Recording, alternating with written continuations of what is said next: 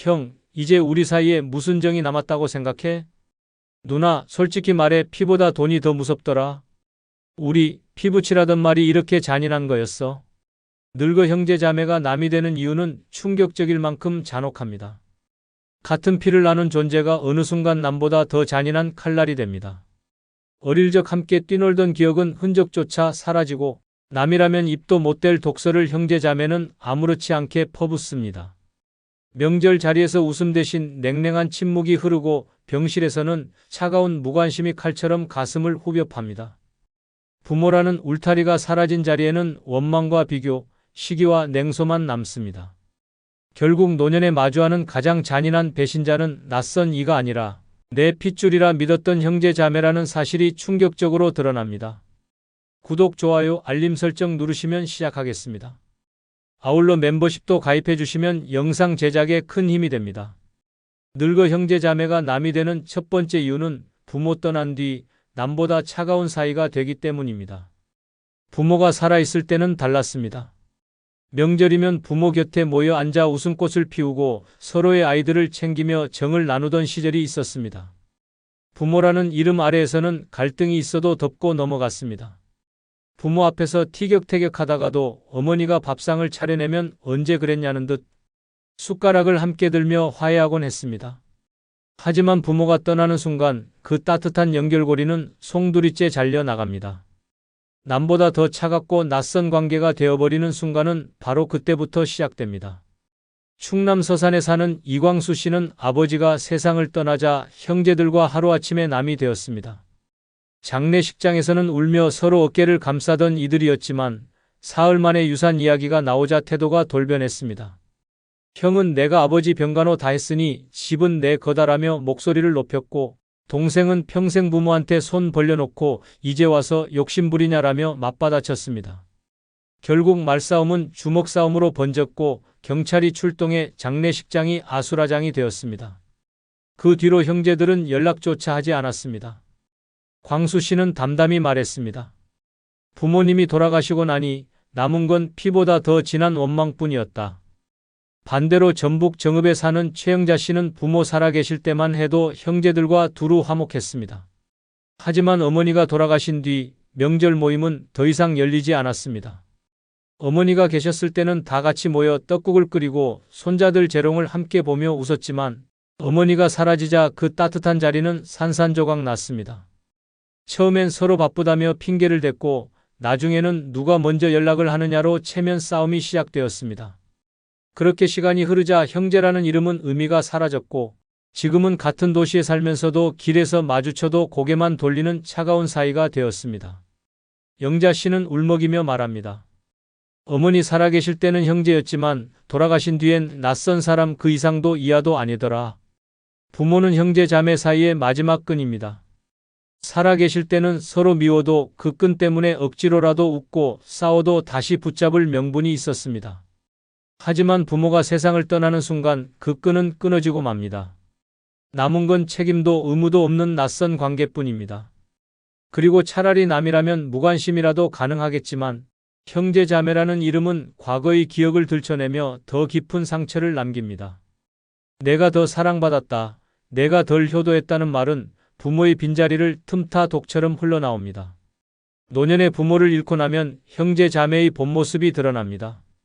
부모가 있을 땐 참고 넘겼던 갈등, 애써 감춘 서운함이 한꺼번에 터져 나오며 그 순간부터는 남보다 더 차가운 존재로 변합니다. 더는 서로의 안부를 묻지 않고 아플 때도 기쁠 때도 함께하지 않습니다. 결국 늙어 형제 자매가 남이 되는 이유는 단순합니다. 부모가 떠난 뒤 그들을 이어주던 마지막 끈이 사라지자 남보다 더 차갑고 더 잔인한 타인이 되어버리기 때문입니다. 늙어 형제 자매가 남이 되는 두 번째 이유는 남이라면 못할 말을 쉽게 내뱉어 상처를 주기 때문입니다. 젊을 때는 달랐습니다. 어려운 시절 서로를 위로하며 괜찮아, 내가 있어 다행이야 라는 말을 건네던 때가 있었습니다. 부모의 눈치를 보며 같이 야단을 맞아주고 결혼 준비할 때는 없는 살림에도 돈을 보태주며 형제니까 해주는 거지라며 웃던 시절도 있었습니다. 남이라면 쉽게 하지 못할 따뜻한 말, 부드러운 위로가 형제 자매 사이를 이어주던 끈이었습니다. 그러나 세월이 흐르고 마음의 여유가 사라지자 그 끈은 칼날처럼 변했습니다. 남이라면 절대 입에 올리지 않을 말들을 형제 자매는 서슴없이 내뱉으며 서로를 난도질하기 시작합니다. 경기도 용인에 사는 김정호 씨는 젊어서는 동생과 둘도 없는 사이였습니다. 하지만 부모가 돌아가신 뒤 사소한 대화조차 칼이 되었습니다. 동생은 술자리에서 형에게 형은 평생 제대로 한 일도 없잖아. 부모님이 형 때문에 고생만 하셨지라고 내뱉었습니다. 그 한마디는 칼보다 더 깊게 박혔습니다.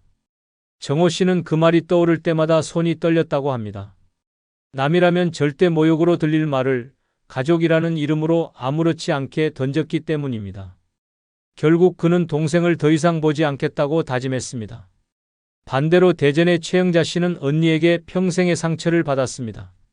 집안 모임에서 언니가 갑자기 이렇게 말했습니다. 너는 어릴 때부터 머리도 나쁘고 부모님한테 집만 됐지. 그 자리에 있던 친척들이 모두 웃으며 넘겼지만 정작 당사자인 영자 씨는 웃을 수 없었습니다. 남이었으면 그냥 무례한 사람이라 치부했을 텐데 피를 나눈 언니의 입에서 나온 말은 치명적이었습니다.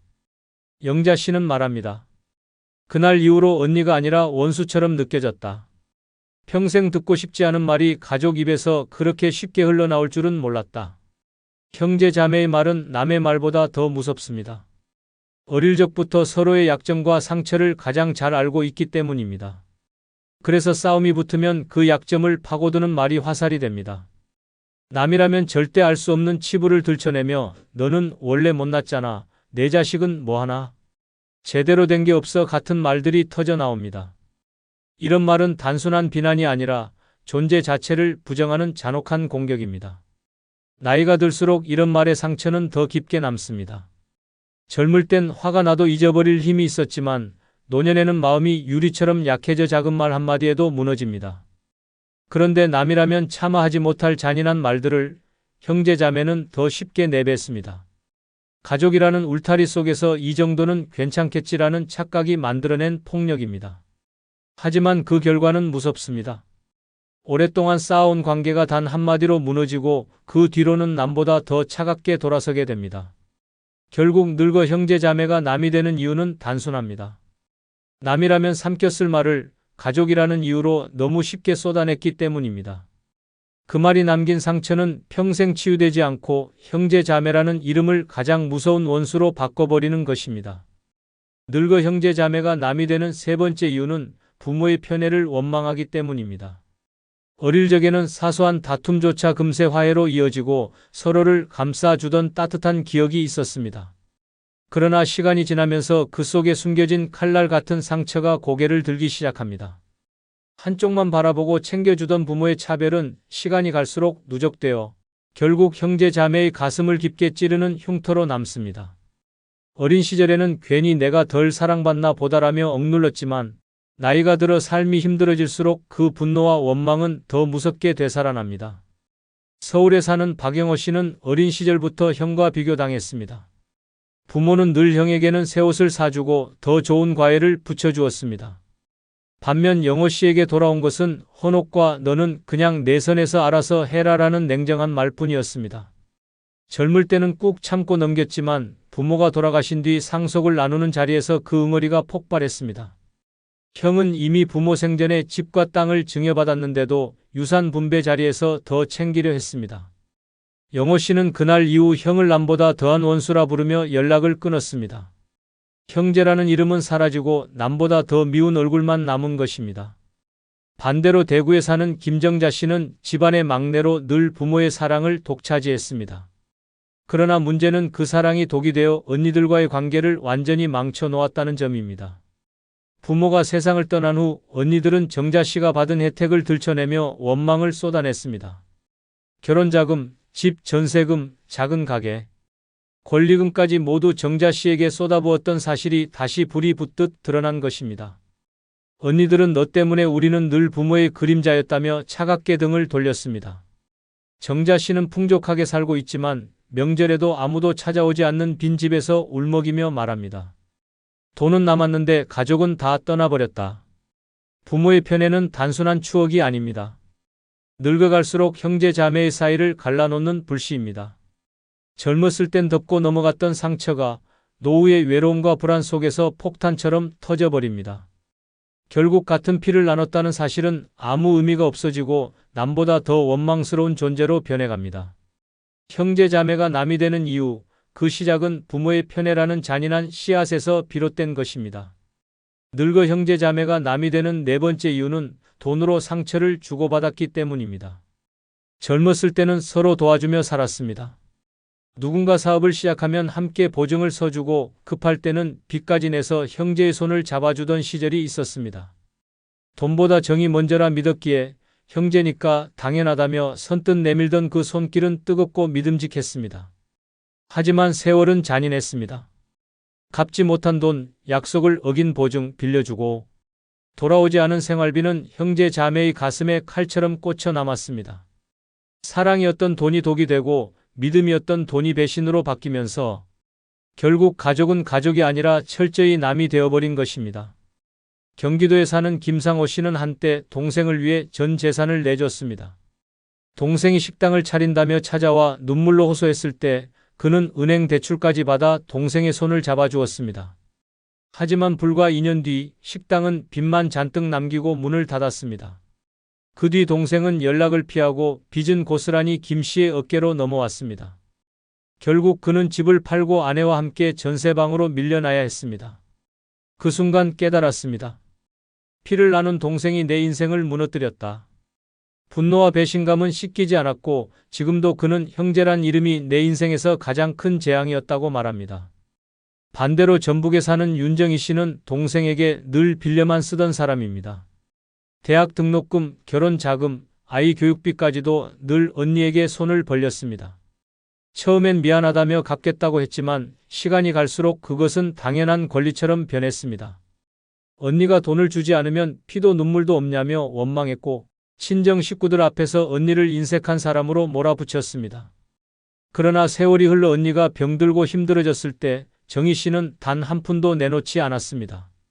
오히려 내가 가진 집 팔면 되잖아라며 차갑게 잘라 말했습니다. 그 순간 언니는 깨달았습니다. 내가 키운 건 동생이 아니라 괴물이었다.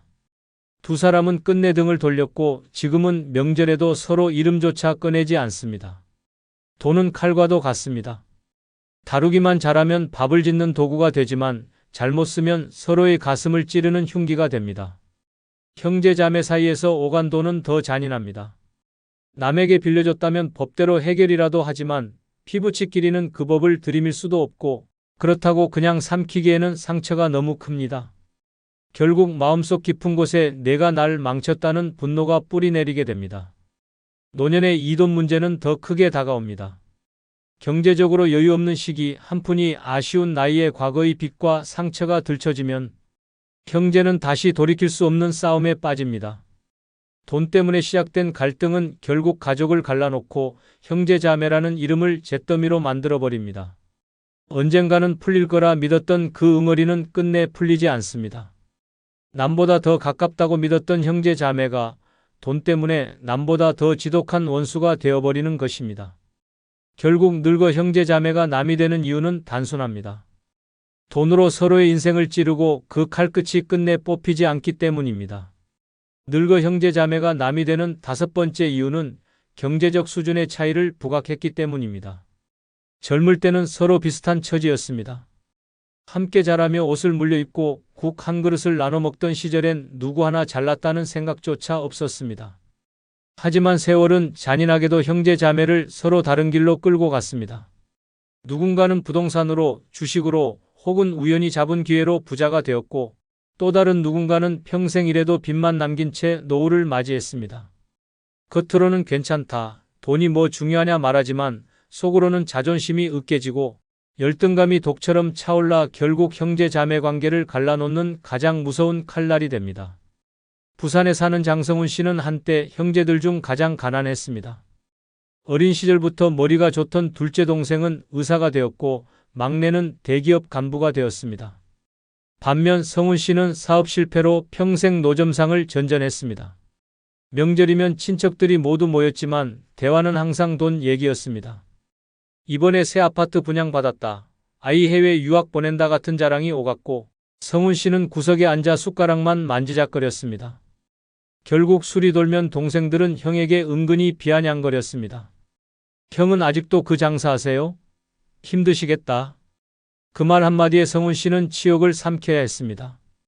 시간이 지나 그는 더 이상 명절 모임에 나가지 않았습니다. 형제들이 부자가 될수록 그는 더 깊은 상처 속으로 가라앉았고 끝내는 형제도 돈 앞에서는 남보다 더 잔인하다는 말을 남겼습니다. 반대로 서울에 사는 박은숙 씨는 형제 자매 중 가장 넉넉했습니다.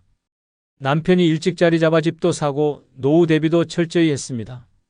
그러나 문제는 그 넉넉함이 독이 되었다는 것입니다. 명절 때마다 언니와 오빠들은 그녀의 옷차림과 생활 수준을 슬쩍 흘겨보며 역시 돈이 좋다, 은숙이는 걱정 없겠네라며 부러움 섞인 말들을 내뱉었습니다.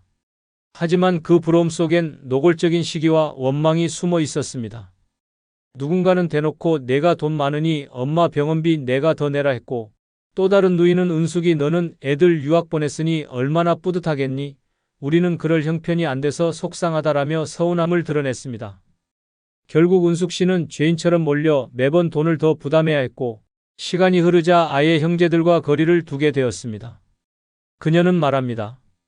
내가 잘못한 건 돈을 번 것뿐인데 그게 왜 죄가 됐는지 모르겠다. 경제적 차이는 단순한 격차가 아닙니다. 그것은 형제 자매 사이에 깊고 날카로운 선을 긋습니다. 잘 사는 쪽은 잘 사는 대로 돈으로 모든 걸 해결하라는 압박을 받으며 고통을 겪습니다. 못 사는 쪽은 못 사는 대로 나는 늘 비교당한다는 굴욕 속에서 형제를 원망하게 됩니다. 결국 한쪽은 부담으로 다른 한쪽은 열등감으로 서로의 가슴에 상처를 주고받으며 그 틈은 돌이킬 수 없이 벌어집니다. 늙어가며 돈은 단순한 생활비가 아닙니다. 자존심이고 체면이며 존재의 무게가 됩니다. 그래서 형제 자매 사이의 경제적 수준 차이는 곧 자존심의 차이로 이어집니다. 잘난 듯 자랑하는 말 한마디, 무심코 던진 비교의 눈빛 하나가 남은 생을 갈라놓는 칼날이 됩니다. 결국 형제니까 괜찮다는 말은 공허한 위로일 뿐 경제적 차이가 벌어진 순간 형제 자매는 더 이상 형제도 자매도 아닌 철저한 남이 되어버립니다. 늙어 형제 자매가 남이 되는 6번째 이유는 서로의 삶에 관심이 없기 때문입니다. 젊을 때는 달랐습니다. 아플 때는 약을 사들고 찾아왔고 결혼식이나 출산 때는 밤을 새워 도와주던 존재였습니다. 부모님의 병간호를 함께하며 우리밖에 없다는 말로 서로를 의지하기도 했습니다. 그때만 해도 형제 자매는 등 뒤에 든든한 버팀목이자 내 편이라고 믿었습니다. 하지만 세월이 흐르고 각자 가정을 꾸리며 삶에 치이고 돈과 자식 문제에 파묻히자 형제 자매는 더 이상 내 일에 귀 기울여주지 않는 존재가 되었습니다. 나의 기쁨도 슬픔도 눈물도 이제는 그들의 관심사가 아닙니다. 대전에서 사는 오세훈 씨는 암 진단을 받았을 때 형제 자매에게 전화를 걸었습니다. 젊은 시절 함께 웃고 울던 그들이라면 당연히 달려올 거라 믿었습니다. 그러나 돌아온 대답은 차가웠습니다. 형, 나도 지금 바빠. 잘 치료받아. 그 한마디로 통화는 끝났습니다. 병실에서 혼자 링거를 맞으며 그는 깨달았습니다. 가족이라 믿었던 형제는 더 이상 내 삶에 관심 없는 남보다 못한 존재가 되었다는 것을. 그는 말합니다. 차라리 모르는 이웃이 국 한 그릇 건네주는 게 형제보다 따뜻했다. 반대로 인천에 사는 윤명희 씨는 동생이 경제적으로 어려워졌다는 소식을 들었을 때 일부러 모른 척했습니다. 과거 자신이 힘들 때 외면했던 동생을 떠올리며 내가 그때 나를 버렸으니 이제 나도 모른 척하겠다는 마음을 가졌던 것입니다. 그러나 정작 동생이 생활고에 시달리다 결국 병까지 얻고 쓰러졌다는 소식을 들었을 때도 그녀는 끝내 연락하지 않았습니다. 후에 장례식장에서 마주한 순간 오히려 어색한 인사만 나누며 돌아섰습니다. 살아있을 때 서로의 삶에 무관심했던 결과는 죽음 앞에서도 남남처럼 고개만 끄덕이는 냉혹한 현실이었습니다. 무관심은 서서히 관계를 썩게 만드는 독입니다. 처음에는 서로 바쁘니까 어쩔 수 없지라며 합리화합니다. 하지만 반복되면 관심은 의무가 아니라 불편한 짐처럼 느껴집니다. 명절이 되어도 형제의 안부를 묻기보다 억지로 앉아 대화하는 형식적인 자리가 되고 맙니다. 대화 속에는 따뜻한 걱정이 아니라 피상적인 질문만 맴돕니다. 애들은 잘 크냐? 건강은 괜찮냐? 하지만 그 말 끝에는 진심이 없습니다. 대답을 기다리는 눈빛조차 없으니 결국 서로는 점점 말을 줄이고 관계는 고요한 절벽처럼 무너져 내립니다. 노년이 되면 삶은 더 외롭습니다. 하지만 아이러니하게도 형제 자매의 무관심은 그 외로움을 더 크게 만듭니다. 나의 아픔을 알고도 모른 척하고 기쁨을 나눠도 축하 한마디 건네지 않는 형제. 세상에서 가장 가까운 사람일 거라 믿었던 이들이 가장 멀고 차가운 타인이 되는 순간 가슴은 얼음처럼 식어버립니다. 늙어 형제 자매가 남이 되는 이유는 결국 서로의 삶에 무관심했기 때문입니다. 관심이란 끈을 놓아버린 순간 혈육의 정은 이미 끊어진 것이나 다름없습니다. 어머니, 이번에 투자만 하면 평생 걱정 없으실 거예요. 아버지, 집은 제 앞으로만 해두세요. 제가 다 모실게요. 할머니, 빨리 돈 보내주셔야 손자가 구속 안 됩니다. 늙어서 경제적으로 한순간에 날아가는 순간은 이렇게 전화기 넘어 혹은 자식의 한마디에서 시작됩니다. 평생 피땀 흘려 모은 돈이 단 몇 분, 단 한 장 서류에 날아가고 남은 건 빚 독촉장과 버려진 신세뿐입니다. 한순간의 판단착오가 집을 잃게 만들고 사기를 당한 뒤엔 병실에 홀로 누워 눈물로 세월을 보내야 합니다. 노후의 가장 큰 공포는 가난이고 그 가난은 외부의 적이 아니라 가장 가까운 곳에서 덮쳐옵니다. 존엄을 지키는 마지막 방패가 무너지는 순간 노인의 삶은 곧장 지옥으로 떨어집니다. 구독, 좋아요, 알림 설정 3종 세트 누르시면 시작하겠습니다. 첫 번째, 늙어서 경제적으로 한순간에 날아가는 경우는 보이스피싱 한 통화에 평생 모은 돈이 사라질 때입니다. 어떤 이는 의심이 들면 단호하게 전화를 끊고 은행을 직접 찾아가 사실 여부를 확인하며 스스로의 재산을 끝까지 지킵니다. 실제로 부산에 사는 김미정 씨는 경찰을 사칭한 전화를 받았지만 내가 직접 지구대에 가겠다며 전화를 끊었습니다. 상대는 끝내 다시 연락하지 못했고 그녀는 연금과 적금을 안전하게 지켜냈습니다. 이렇게 의심을 하고 차단할 줄 아는 사람은 노후의 돈을 잃지 않습니다. 그러나 반대로 한순간의 두려움과 혼란에 휘둘리면 전화기 너머의 한마디가 평생의 피와 땀을 송두리째 앗아가 버립니다. 서울 구로구에 사는 76세 이모 씨는 검찰을 사칭한 전화를 받았습니다. 당신 명의로 범죄 계좌가 발견됐다. 계좌를 동결해야 한다는 협박에 그는 머리가 새하얘졌습니다. 자식이 피해를 입을 수 있다는 말까지 덧붙이자 그는 이성을 잃었습니다. 결국 은행에서 돈을 인출해 지정된 계좌로 송금했습니다. 순식간에 5억이 사라졌습니다. 전화를 끊고 나서야 사기임을 알았지만 이미 돌이킬 수 없었습니다. 평생 모은 노후 자금이 단 몇 분 만에 증발한 것입니다. 이후 그는 매일같이 불면증에 시달렸고 아침마다 통장 잔액이 한 푼도 없는 화면을 보며 가슴을 쥐어뜯었습니다. 더 참혹한 사건도 있었습니다. 인천에 살던 80대 여성은 손자를 사칭한 보이스피싱 전화를 받았습니다. 교통사고를 내서 구속될 수 있으니 합의금이 필요하다는 다급한 목소리에 그녀는 눈물이 쏟아졌습니다. 손주가 울먹이며 부르는 목소리에 속아 집을 팔아 마련한 전세금을 그대로 내주었습니다. 그러나 다음 날 진짜 손주가 할머니 무슨 말씀이세요? 라고 묻는 순간 그녀는 그대로 쓰러졌습니다. 그 충격으로 병원에 실려갔고 이후 회복하지 못한 채 세상을 떠났습니다. 사랑하는 가족을 이용한 한 통의 전화가 결국 한 사람의 목숨까지 앗아간 비극이었습니다. 반대로 충북 청주에 사는 박경자 씨는 보이스피싱 예방 교육을 받은 덕분에 피해를 막을 수 있었습니다. 은행 직원으로 위장한 사람이 전화를 걸어와 계좌를 옮기라고 했지만 박 씨는 즉시 아들의 번호로 확인 전화를 걸었습니다. 물론 아들은 아무 일 없다고 말했고 그녀는 그 길로 경찰에 신고했습니다.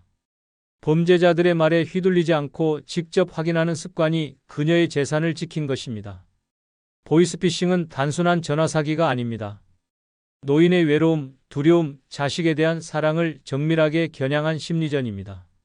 목소리 하나, 말 한마디가 믿음을 흔들고 그 틈으로 전 재산이 빨려 들어갑니다. 늙어서 경제적으로 한순간에 무너지는 가장 무서운 덫이 바로 이겁니다. 예방 방법은 명확합니다. 첫째, 전화로 금융정보를 요구하는 순간 무조건 끊어야 합니다. 경찰, 검찰, 은행은 절대 전화로 계좌번호나 비밀번호를 묻지 않습니다. 둘째, 가족을 사칭하는 전화가 오면 반드시 직접 가족에게 다시 전화를 걸어 확인해야 합니다. 셋째, 의심스러운 전화를 받으면 즉시 112에 신고하거나 가까운 은행을 찾아가야 합니다. 넷째, 큰돈을 송금하거나 인출하기 전에는 반드시 한 번 더 주변 사람에게 물어보고 시간을 두어야 합니다. 늙어서 경제적으로 한순간에 날아가는 가장 치명적인 경우는 바로 보이스피싱, 한 통화에 평생의 노후 자금을 잃는 순간입니다. 한 번의 방심이 전 재산을 날리고 삶의 의지까지 꺾어버립니다. 그러나 경계심을 잃지 않고 의심스러우면 끊고 확인하는 습관만 지닌다면 이 지옥 같은 덫에서 벗어날 수 있습니다. 노후를 지키는 것은 결국 당신의 손끝에서 시작됩니다. 두 번째, 늙어서 경제적으로 한순간에 날아가는 경우는 보장된 수익이라 속아 전 재산을 날릴 때입니다. 평생 모아온 돈이 하루아침에 사라지는 순간 사람의 눈빛은 공포로 얼어붙습니다. 어떤 이는 평생 돈만 모으며 자식에게 짐 안 되려고 악착같이 살다가 정작 노년에 들어서야 이 투자만 하면 매달 몇 % 보장된다는 달콤한 말에 속아 넘어갑니다. 은행 이자보다 훨씬 높다. 원금은 절대 보장된다. 심지어 정부도 지원한다는 식의 거짓말은 늙은 귀의 꿀처럼 들립니다. 그런데 그 순간이 함정의 시작입니다. 계약서에 도장 찍는 순간 평생 지켜온 집과 통장, 노후의 마지막 안전망이 송두리째 사라집니다. 실제로 몇 년 전 서울에서 살던 한 노인은 안정적인 부동산 펀드라는 말에 속아 전세금을 포함한 전 재산 3억을 투자했습니다. 매달 이자가 들어와 마음 놓았던 것도 잠시, 어느 날부터 연락이 두절되고 사무실은 흔적도 없이 사라졌습니다. 경찰서에 달려가도 이미 수백 명이 같은 피해자로 접수되어 있었고 되찾을 길은 없었습니다. 그 노인은 결국 단칸방으로 쫓겨나 매일 편의점 도시락으로 끼니를 때웠습니다. 자식들에게 차마 말도 못하고 홀로 눈물을 삼켰습니다. 내가 멍청했지라는 한마디가 그의 마지막 자존심을 찢어버렸습니다. 반대로 같은 동네에 살던 또 다른 노인은 평생 작은 가게를 하며 모은 돈을 안전하게 은행 예금과 연금으로만 굴렸습니다. 주변에서 그렇게 굼떠서 언제 돈 불리냐는 비웃음을 들어도 그는 절대 흔들리지 않았습니다. 그 결과 지금은 비록 큰 돈은 아니지만 매달 연금과 이자로 최소한의 생활을 지키고 있습니다. 남들은 크게 번다고 떠들다 결국 무너졌지만 그는 작게라도 꾸준히 남는 돈으로 여행도 가고 손주 용돈도 챙겨줍니다. 이 두 사람의 차이는 단 하나였습니다. 확실히 보장된다는 유혹을 믿었느냐, 아니면 세상에 절대 안전한 수익은 없다는 냉정한 진실을 붙들었느냐였습니다. 노후의 재앙은 대부분 달콤한 약속에서 시작됩니다. 누군가 안전하다 무조건 벌린다는 말을 꺼내는 순간 이미 당신의 돈은 그들의 소나기로 향하고 있는 것입니다. 늙어서 경제적 나락으로 떨어지는 비극은 멀리 있지 않습니다. 한 번의 도장, 한 번의 신뢰가 당신의 남은 인생을 지옥으로 끌어내릴 수 있습니다. 이보다 더 충격적인 현실이 어디 있겠습니까? 세 번째, 늙어서 경제적으로 한순간에 날아가는 경우는 노후 자금을 믿고 재혼했다가 상대의 사기로 무너질 때입니다. 어떤 이는 평생을 홀로 지내다 뒤늦게 찾아온 인연 덕분에 웃음을 되찾고 황혼의 삶을 꽃피우기도 합니다. 서로의 외로움을 달래며 작은 밥상 하나에도 감사함을 나누고 함께 시장을 돌며 손을 잡고 걷는 그 순간만으로도 행복을 느낍니다. 실제로 경기도 안산에 사는 한 할머니는 남편과 사별 후 재혼한 동갑내기 노인과 소박한 임대아파트에서 살며 매일 아침 손주 얘기를 나누는 것으로 하루를 시작합니다. 가진 돈은 많지 않아도 서로 의지하며 웃는 얼굴로 남은 생을 지내고 있습니다. 그러나 이렇게 따뜻한 동행이 있는가 하면 정반대의 끝없는 절망으로 빠져드는 경우도 있습니다. 서울에서 살던 70대 이정호 씨는 배우자를 잃고 홀로 지내던 중 지인의 소개로 60대 후반 여성과 만났습니다. 그녀는 다정했고 세심했으며 앞으로 남은 삶은 함께하자는 말로 그의 마음을 사로잡았습니다. 이 씨는 평생 모아온 5억 원의 노후 자금을 우리의 공동 미래를 위해 쓴다는 생각으로 상대 여성과 재혼을 결심했습니다. 하지만 결혼 몇 달 만의 상황은 송두리째 뒤집혔습니다. 아내라는 여인은 사업을 도와달라는 명목으로 그의 돈을 차례차례 빼내더니 결국 통장을 텅 비운 채 사라져버린 것입니다. 남은 건 빚 독촉 전화와 찢겨버린 자존심뿐이었습니다. 그가 경찰서에 찾아갔을 때는 이미 같은 여인에게 당한 피해자가 여러 명이었고 그녀는 노인의 외로움과 노후 자금을 노리고 접근한 전문 사기꾼이었습니다. 이 씨는 하루아침에 가진 것을 모두 잃었습니다. 집도 팔리고 통장은 비었으며 믿었던 인연은 흔적도 없이 사라졌습니다. 남은 건 깊은 자책과 고독뿐이었습니다. 그는 주변에조차 자신의 상황을 말하지 못했습니다. 사랑인 줄 알았는데 전부 돈이었다는 참담한 깨달음이 매일을 짓눌렀습니다. 반대로 충북 청주에 사는 김영순 씨는 남편과 사별 후 재혼 제안을 여러 번 받았지만 단호히 거절했습니다. 자식들이 반대해서가 아니라 자신의 노후 자금을 지키기 위해서였습니다. 그는 노년에 찾아오는 인연은 대부분 순수한 사랑이 아니라 돈이라는 냉정한 사실을 깨달았던 것입니다. 대신 김 씨는 연금을 기반으로 소일거리를 하며 혼자 사는 삶을 선택했습니다. 친구들과 여행을 다니고 취미생활에 몰두하며 웃음을 잃지 않았습니다. 그는 말합니다. 재혼이 외로움을 달래줄 순 있겠지만 그 외로움이 내 돈을 삼켜버린다면 차라리 혼자가 낫다. 노후 재혼은 사랑이라는 이름을 쓰지만 그 이면에는 경제적 이해관계가 도사리고 있습니다. 특히 홀로 된 노인을 노리는 사기꾼들은 당신은 혼자가 아니다라는 말로 다가와 마음을 녹입니다. 하지만 손을 잡는 순간 그 손은 결국 지갑을 향합니다. 평생 지켜온 돈이 하루아침에 사라지고 그 돈과 함께 남은 인생까지 무너져 내립니다. 늙어서 경제적으로 한순간에 날아가는 비극은 이렇게 사랑의 탈을 쓴 사기에서 시작됩니다. 달콤한 말 한마디에 흔들리고 외로움이 눈을 가리면 결국 마지막 방패인 돈마저 잃어버립니다. 노후 자금을 믿고 재혼했다가 상대의 사기로 무너질 때 그 절망은 단순한 금전적 손실이 아니라 인생 전체를 송두리째 앗아가는 지옥입니다. 네 번째, 늙어서 경제적으로 한순간에 날아가는 경우는 재산을 증여한 뒤 자식이 돌보지 않고 버릴 때입니다. 어떤 부모는 자식에게 재산을 넘겨준 뒤에도 여전히 존중받고 사랑받으며 따뜻한 노후를 살아갑니다. 경기도 성남에 사는 한 어머니는 오래된 단독주택을 아들에게 증여했지만 아들은 오히려 고마움을 표현하며 매주 어머니를 찾아옵니다. 어머니의 병원비와 생활비를 책임지고 명절이면 온 가족이 모여 화목한 시간을 보냅니다. 부모의 희생을 기억하는 자식이 곁에 있는 삶은 노후의 축복입니다. 그러나 현실은 이렇게 아름답지 않습니다. 재산을 건네는 순간 부모의 존재가 쓸모없는 짐으로 전락해버리는 끔찍한 지옥을 맛보는 이들이 너무도 많습니다. 서울 강북구의 72세 박정숙 씨는 평생 모은 아파트를 장남에게 미리 증여했습니다. 아들은 엄마 혼자 계시지 말고 나랑 같이 살자는 말로 그녀의 마음을 흔들었고 박 씨는 결국 등기 이전을 마쳤습니다. 그러나 모든 게 바뀐 건 그 순간부터였습니다. 아들은 그녀를 집안의 중심에서 밀어내고 방 한 칸만 내주며 잔소리하지 말라는 말까지 서슴없이 내뱉었습니다. 식사 자리에서조차 외면당하고 생활비는커녕 병원비조차 챙겨주지 않았습니다. 결국 박 씨는 아들 부부와의 갈등 끝에 집을 떠나 고시원으로 들어갔습니다. 평생을 바쳐 키운 자식에게 버림받은 그녀는 스스로를 저주하며 내가 내 손으로 나락을 선택했다고 통곡했습니다. 더 끔찍한 사례도 있습니다. 전북 군산의 한 노인은 딸에게 땅을 증여한 뒤 홀로 방치되었습니다. 딸은 결혼 자금이 필요하다며 땅을 요구했고 아버지는 피부치에게 마지막 도움을 주는 마음으로 순순히 내주었습니다. 하지만 딸은 결혼과 동시에 연락을 끊었습니다. 명절에도 병원에 입원했을 때조차 오지 않았습니다. 결국 그 노인은 쓸쓸히 요양원에서 생을 마감했습니다. 그의 곁에는 재산을 가져간 딸도 손주도 아무도 없었습니다. 오직 낡은 입원복과 텅 빈 지갑만이 남아 있었습니다.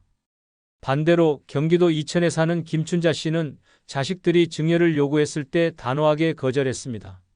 살아있는 동안은 내 이름으로 두겠다. 그래야 내가 사람 취급받는다.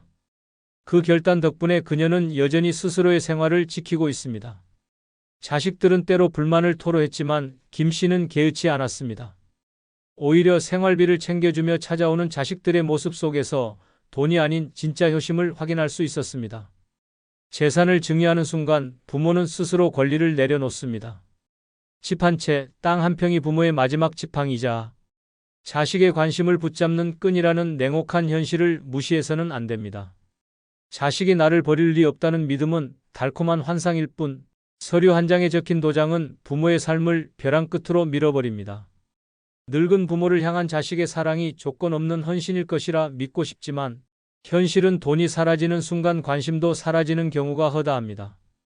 노후의 가장 비참한 파멸은 외부의 적이 아니라 내 피부치의 배신에서 시작됩니다.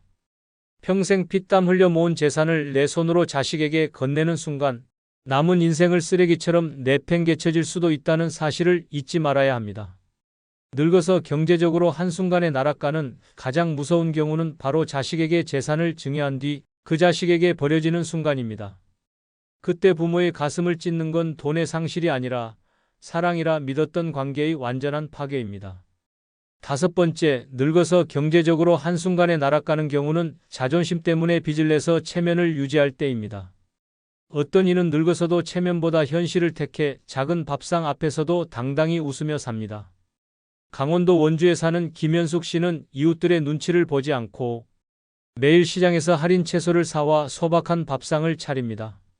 명절에 자식들이 오면 많이 차리지 못해 미안하다는 대신 내 있는 대로 먹자는 소박한 인심을 내세웁니다. 덕분에 빚은커녕 연금 안에서 알뜰히 살아가며 주변 사람들에게는 오히려 저렇게 사는 게 현명하다는 칭찬을 듣습니다. 가진 건 적어도 꺾이지 않는 당당함이 그녀의 진짜 자존심이었습니다. 그러나 정반대로 허울뿐인 체면을 지키려다 삶 전체가 나락으로 곤두박질치는 사람들이 있습니다. 서울에 사는 74세 최모 씨는 오랜 친구들의 모임에서 늘 의리의리한 장소를 고집했습니다. 젊을 적엔 사업으로 번 돈 덕분에 술자리를 쏘는 것이 자랑이었지만 노후에 수입이 끊겨도 그 버릇은 고치지 못했습니다. 내가 언제 초라해 보이겠냐는 허세가 문제였습니다. 결국 카드빚이 쌓이고 대출까지 손댔습니다. 처음엔 며칠 후 갚을 수 있겠지 싶었지만 이자가 눈덩이처럼 불어나면서 통장은 순식간에 바닥을 드러냈습니다. 집까지 경매에 넘어가자 그는 남들 앞에서 고개조차 들 수 없었습니다. 체면을 지키려다 오히려 체면은 물론 삶의 마지막 보루까지 잃어버린 것입니다. 더 비참한 사례도 있습니다. 경북 구미에 사는 한 노인은 결혼한 아들에게 체면을 세워주겠다며 억지로 빚을 내 성대한 혼례를 치렀습니다. 주변 친척들의 눈길을 의식해 대출을 받아 예식장을 대형 호텔로 잡고 수백 명 하객을 불러 모았습니다. 하지만 결혼식이 끝나고 남은 건 빚더미뿐이었습니다.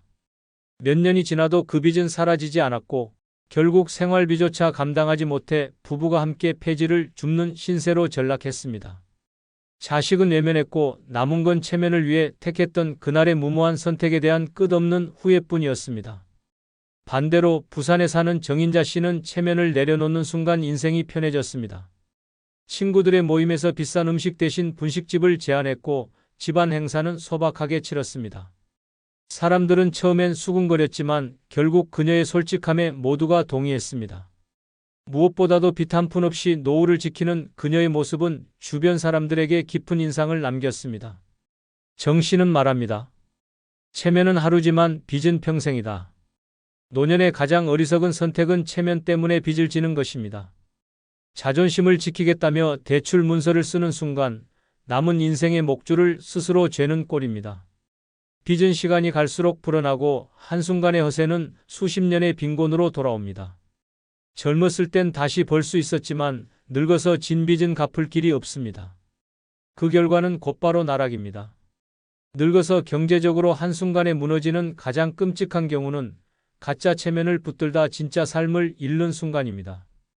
자존심이 빚으로 이어지는 순간 남은 노후는 끝없는 채무와 굴욕으로 가득 찹니다. 결국 지켜야 할 것은 체면이 아니라 하루하루의 현실입니다. 여섯 번째, 늙어서 경제적으로 한순간에 날아가는 경우는 절대 하지 말아야 할 부동산 투자가 실패할 때입니다. 어떤 이는 작은 집 한 채를 끝까지 지키며 소박하게 살아도 평온한 노후를 보냅니다. 전남 여수에 사는 한 노인은 평생 살던 오래된 빌라를 팔지 않고 연금과 아껴둔 돈으로만 살았습니다. 남들은 부동산 불장에 왜 안 팔고 안 사느냐고 비웃었지만 그는 욕심을 내지 않았습니다. 결과적으로 그는 빚 없이 안정적인 집에서 지금도 여유를 누리고 있습니다.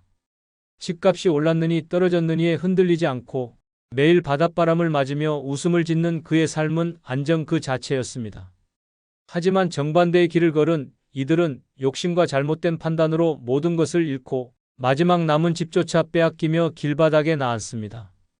서울 송파에 살던 70대 김모 씨는 지인에게 이건 무조건 오르는 땅이라는 말을 듣고 노후자금 6억 전부를 투자했습니다.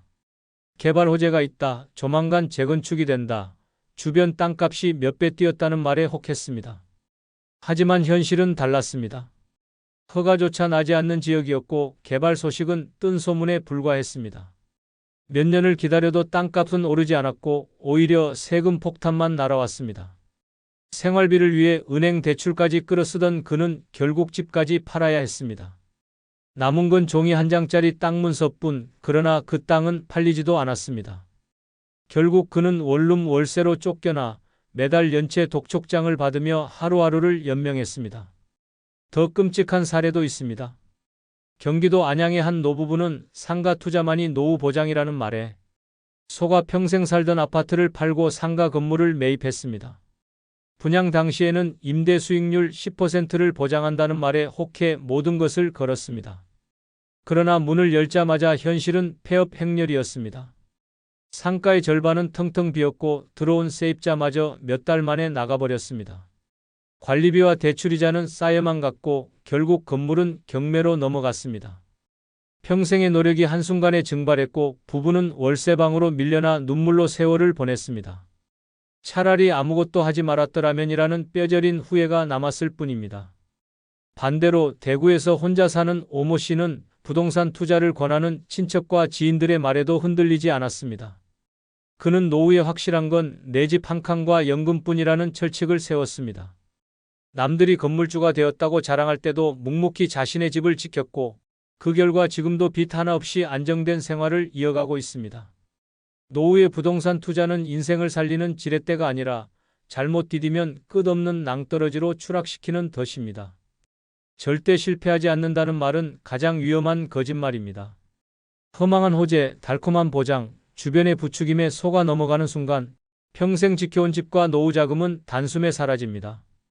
늙어서 경제적으로 한순간에 날아가는 가장 무서운 경우는 절대 하지 말아야 할 부동산 투자가 실패하는 순간입니다. 그때 남는 것은 허망한 종이 조각과 되돌릴 수 없는 절망뿐입니다. 늙어 남 눈치 보며 살아온 인생의 끝은 처참합니다.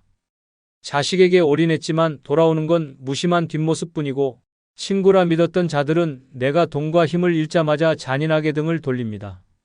체면과 예의 따위에 매달리며 산 사람은 결국 병든 몸 하나, 지탱 못한 채 고요한 방 안에서 서서히 썩어갑니다.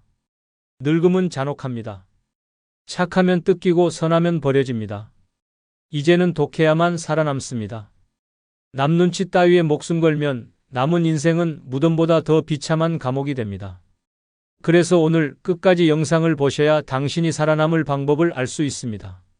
구독, 좋아요, 알림 설정 누르시면 시작하겠습니다. 첫 번째, 늙어서 남 눈치 보지 말고 독하게 살아야 하는 이유는 남의 시선은 하루지만 내 인생은 평생이기 때문입니다.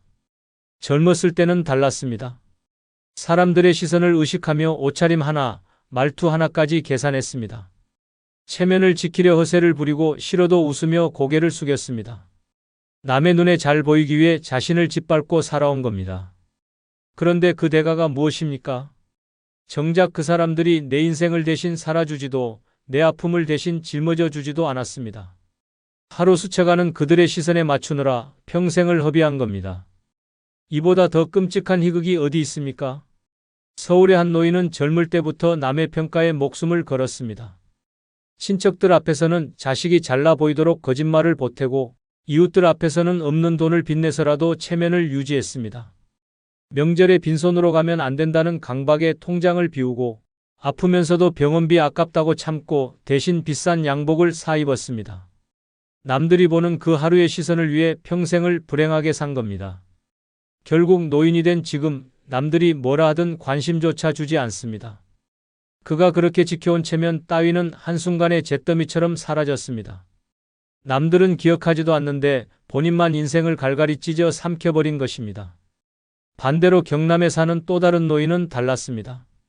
그는 어릴 적부터 남들 눈치를 보지 않았습니다. 옷은 남루해도 당당했고 하고 싶은 말을 거침없이 내뱉었습니다. 사람들은 뒷담화를 했습니다. 저 사람은 왜 저리 제멋대로야? 하지만 그 말들이 지나가고 나면 남는 건 아무것도 없었습니다. 대신 그는 자기 삶을 마음껏 누렸습니다. 하고 싶은 여행을 갔고 배우고 싶은 악기를 배웠습니다. 젊을 때는 남들과 다르다며 손가락질을 받았지만 늙은 지금은 누구보다 자유롭고 행복하게 살고 있습니다. 하루 스쳐가는 남의 눈빛 따위보다 평생의 만족을 택한 겁니다. 늙어 남 눈치를 보는 인생은 결국 잔혹한 형벌입니다. 장례식장에 누워있을 때조차 남들은 잘 살다 갔다더라 한마디 남기고 돌아섭니다. 그들이 내 인생에 책임지지 않는데 왜 우리는 그들의 눈빛에 목숨을 겁니까? 하루의 시선 때문에 평생을 팔아넘기는 건 노예가 된 삶과 다르지 않습니다. 자식에게조차 인정받으려 몸부림쳐도 돌아오는 건 무관심과 거리감뿐입니다. 그럼에도 체면을 위해 웃는 얼굴을 지어내는 건 스스로를 찌르는 칼날을 품고 사는 것과 같습니다. 그래서 늙어선 독하게 살아야 합니다. 남의 시선은 바람처럼 스쳐갑니다. 오늘 흉을 보던 사람이 내일은 나조차 기억하지 못합니다. 그러나 내가 눈치 보며 버린 하루는 다시 돌아오지 않습니다. 내 평생을 앗아가는 건 남의 시선이 아니라 그 시선을 의식하는 나의 어리석음입니다. 늙은 지금이라도 남 눈치 따윈 끊어내야 합니다. 남들이 뭐라 하든 조롱하든 험담하든 그건 그들의 입놀림일 뿐입니다. 하지만 내 인생은 내 것입니다. 한 번뿐인 생, 남에게 바칠 이유가 단 하나도 없습니다. 잔혹하게 들리겠지만 이제라도 남의 시선을 무시하고 독하게 나를 지켜야 합니다. 그들의 눈빛은 하루에 불과하고 내 인생은 평생입니다. 하루짜리 시선을 위해 평생을 희생하는 어리석음을 끊어내야 합니다. 늙어서는 오직 나만 바라보고 나만 챙기며 나만을 위해 살아야 합니다. 그것이 마지막까지 내 인생을 지옥이 아닌 천국으로 만드는 유일한 길입니다. 두 번째, 늙어서 남 눈치 보지 말고 독하게 살아야 하는 이유는 남에게 이용당하지 않으려면 독해야 하기 때문입니다. 젊을 땐 잘 모릅니다. 친구라는 이름으로, 가족이라는 이름으로 웃으며 다가오는 사람들이 사실은 내 지갑을 노리고 있었다는 걸. 노후가 되면 그 민낯이 드러납니다. 한평생 착하게 살아온 노인은 결국 주변의 밥줄이 됩니다. 빌려간 돈은 안 갚고 부탁만 쌓입니다. 한 번만 도와주세요. 라며 손 내밀던 사람은 결국 내 피와 살을 뜯어가며 자신을 살찌우고 나는 점점 말라 죽습니다. 남 눈치 보며 거절하지 못한 대가는 잔혹할 정도로 비참한 말로로 이어집니다. 서울에 사는 한 노인은 평생 좋은 사람 소리를 듣고 싶어 거절을 못했습니다. 지인들이 돈을 빌려달라 하면 적금까지 깨서 내줬습니다. 친척이 사업한다며 손 벌리면 카드론을 뽑아 지원했습니다. 처음엔 고마워한다 했습니다. 하지만 그들은 결국 연락을 끊었습니다. 남은 건 빚 독촉 전화와 텅 빈 통장뿐이었습니다. 평생 쌓아온 노후 자금은 사라지고 그 노인은 폐지 줍는 삶으로 내몰렸습니다. 그가 남 눈치 보며 착하게 살던 습관 하나가 그의 노년을 잔혹한 감옥으로 끌고 간 것입니다. 반대로 부산의 한 노인은 달랐습니다. 그는 철저히 독했습니다. 친척이 돈을 빌려달라 하면 안 된다 단호히 말했습니다. 이웃이 부탁해도 웃으며 끊어냈습니다. 처음엔 손가락질 당했습니다. 인정머리 없다 냉혈하다는 소리를 들었습니다. 하지만 세월이 지나 보니 그 독함이 그를 지켜냈습니다. 그는 자기 노후 자금을 굳건히 지켜냈고 오히려 남들에게 이용당하지 않으니 편안히 살았습니다.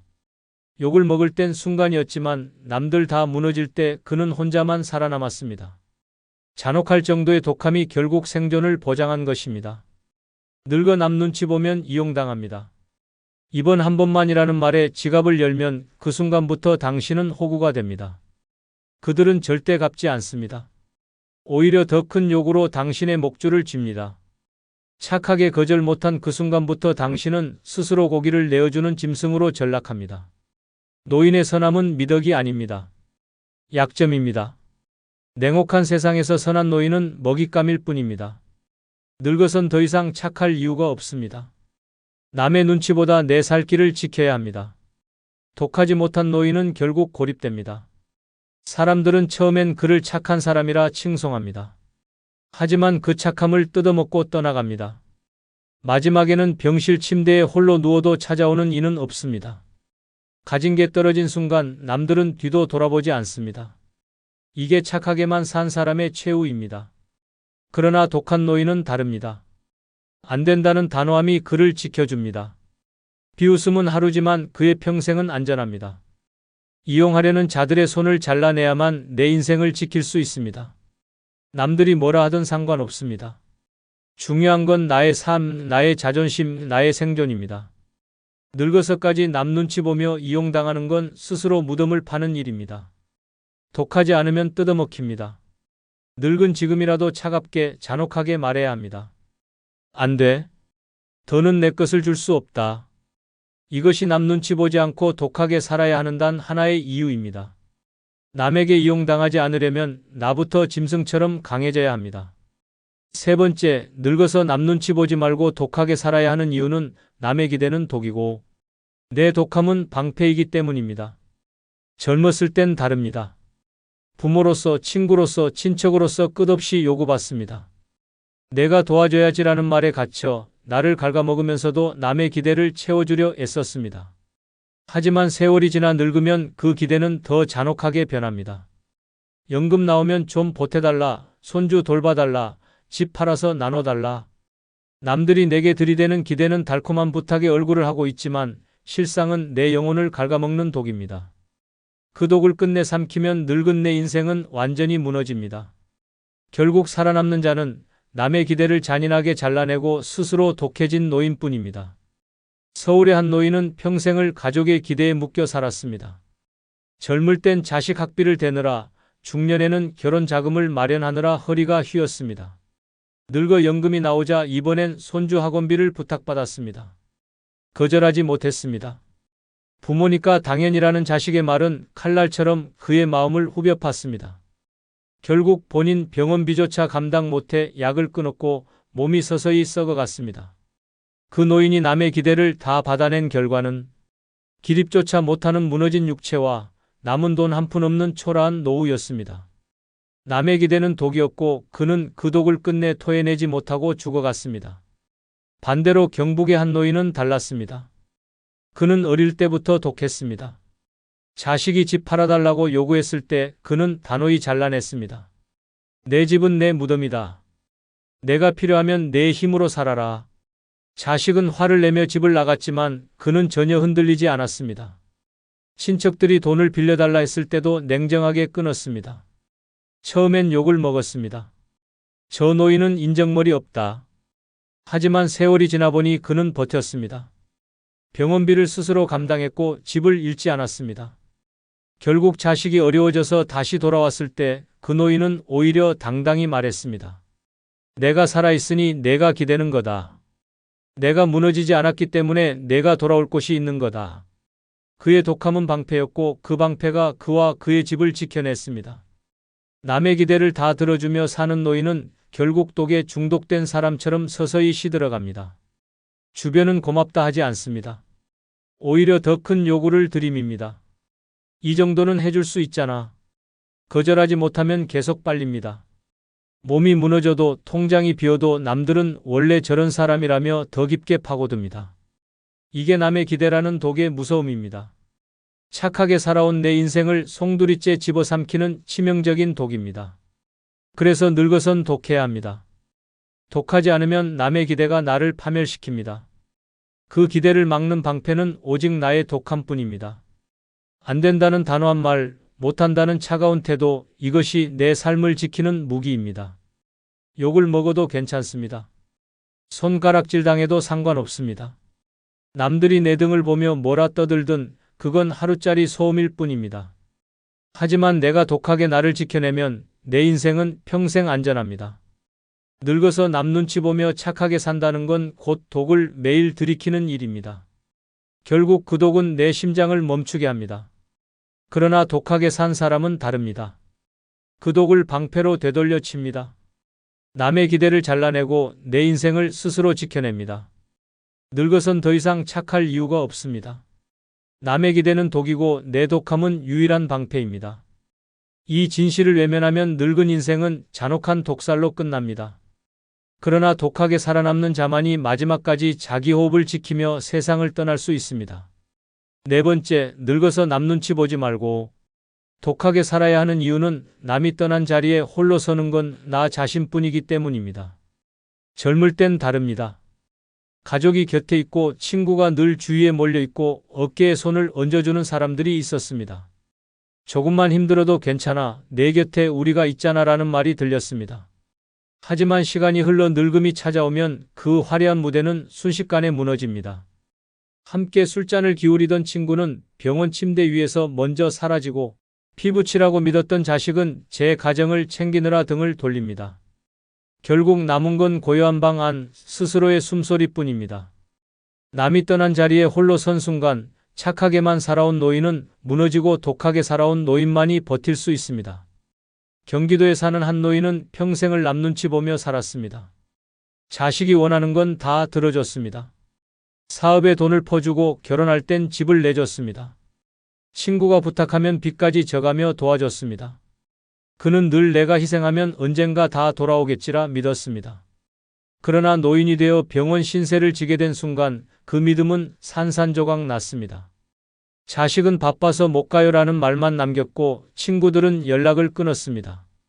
그렇게 병실에서 홀로 죽음을 기다리던 그는 마지막까지 중얼거렸습니다.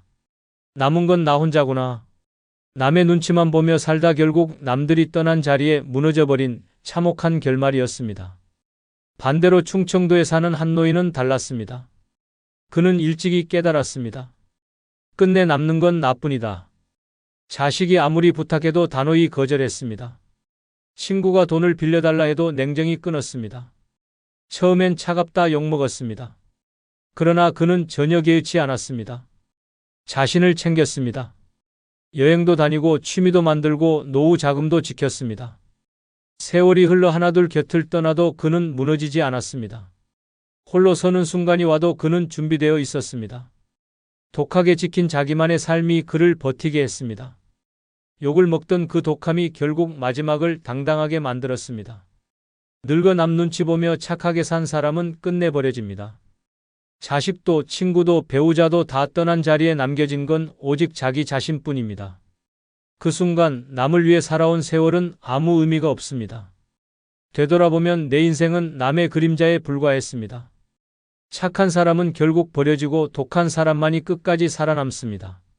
노년의 가장 잔혹한 진실은 이것입니다. 누구도 내 삶을 대신 살아주지 않는다는 것. 내 병을 대신 알아줄 사람도 내 고독을 대신 견뎌줄 사람도 없습니다. 다 떠난 자리에서 결국 내가 서야 할 무대는 오직 나 혼자입니다. 그렇게 늙어선 독해야 합니다. 남들이 뭐라 하든 상관없습니다. 남의 기대, 남의 요구, 남의 시선을 끊어내야 합니다. 그 순간 욕은 먹을 수 있습니다. 하지만 그 욕은 하루입니다. 반대로 내가 남에게 휘둘리며 허락한 희생은 평생을 앗아갑니다. 남이 떠나도 흔들리지 않는 삶, 그것이 독하게 산 노인의 최후의 무기입니다. 5번째, 늙어서 남 눈치 보지 말고 독하게 살아야 하는 이유는 자식도 끝내는 떠나고 남는 건 나 혼자이기 때문입니다. 젊었을 때는 다릅니다. 내 피와 땀을 쏟아 자식에게 올인하면 언젠가 보답받을 줄 알았습니다. 병원에 함께 가주고 명절이면 꼭 찾아와 웃으며 밥상머리를 채워줄 줄 알았습니다. 하지만 그 믿음은 잔혹한 착각이었습니다.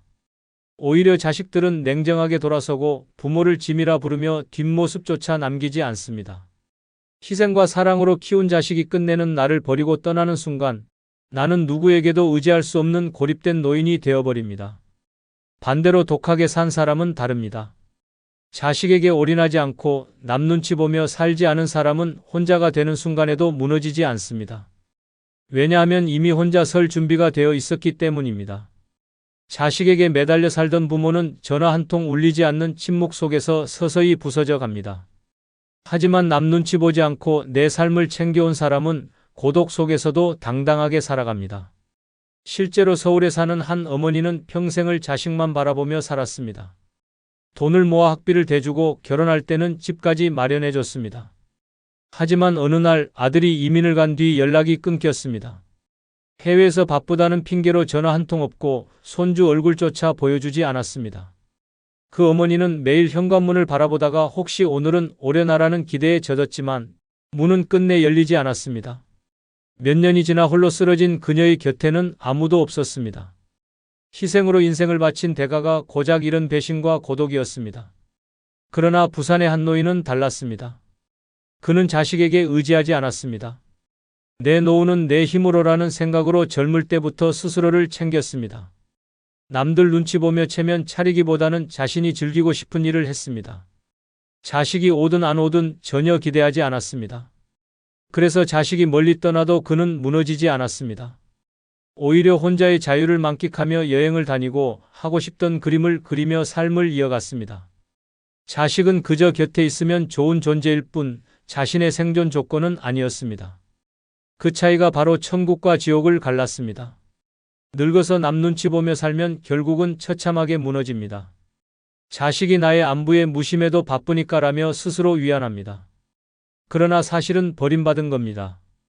손주 돌잔치에조차 초대받지 못하고 병원에 실려가는 순간에도 곁에 아무도 없는데 그때서야 깨닫습니다. 내 인생을 왜 이렇게 바보같이 살았을까?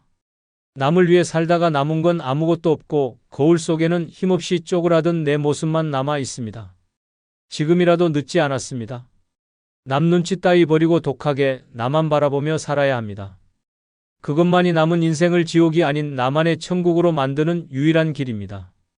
6번째, 늙어서 남 눈치 보지 말고 독하게 살아야 하는 이유는 남이 뭐라 하든 내 길은 내가 가야 하기 때문입니다. 젊을 때는 달랐습니다. 남의 말 한마디에 흔들리고 체면 때문에 억지 웃음을 지으며 남들 다 가는 길이라면 무조건 따라갔습니다. 남들이 그게 맞다라고 하면 내 마음은 어떻든 따라야만 했습니다. 하지만 세월이 흘러 늙고 나니 알게 됩니다. 그들이 정해준 길은 내 것이 아니었고 남들이 말하던 정답은 결국 내 인생을 망치는 독이었음을. 남들 눈치 보며 남의 길을 따라간 사람의 마지막은 누구도 대신해주지 않는 처절한 파멸이었습니다.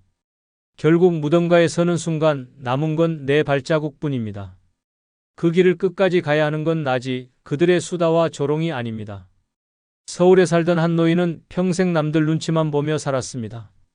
자식들 앞에서는 좋은 아버지로 보이고 싶어 하고 싶은 말 한마디도 삼켰습니다. 친척들 앞에서는 성공한 사람처럼 보이려 빚을 내서라도 허세를 부렸습니다. 동네 사람들 앞에서는 착한 이웃으로 남기 위해 거절 한마디 못했습니다. 그 결과 늙고 나서 남은 건 텅 빈 통장과 산더미 같은 후회뿐이었습니다. 병원에 누워 있으면서도 그는 마지막까지 남들이 날 어떻게 생각할까라는 말을 중얼거렸습니다. 결국 그의 인생은 자신이 아닌 남들을 위한 연극이었고 무대가 끝나자 박수도 없이 쓸쓸히 사라졌습니다. 남의 말에 끌려다니며 살아온 대가는 그 누구도 기억해주지 않는 초라한 죽음이었습니다. 반대로 강원도에 사는 또 다른 노인은 달랐습니다. 그는 일찍이 결심했습니다. 남들이 뭐라 하든 내 길은 내가 간다. 자식이 반대해도 하고 싶은 일을 했고 친척이 비웃어도 하고 싶은 여행을 떠났습니다. 동네에서 저 사람은 제멋대로다라는 말이 흘러도 전혀 개의치 않았습니다.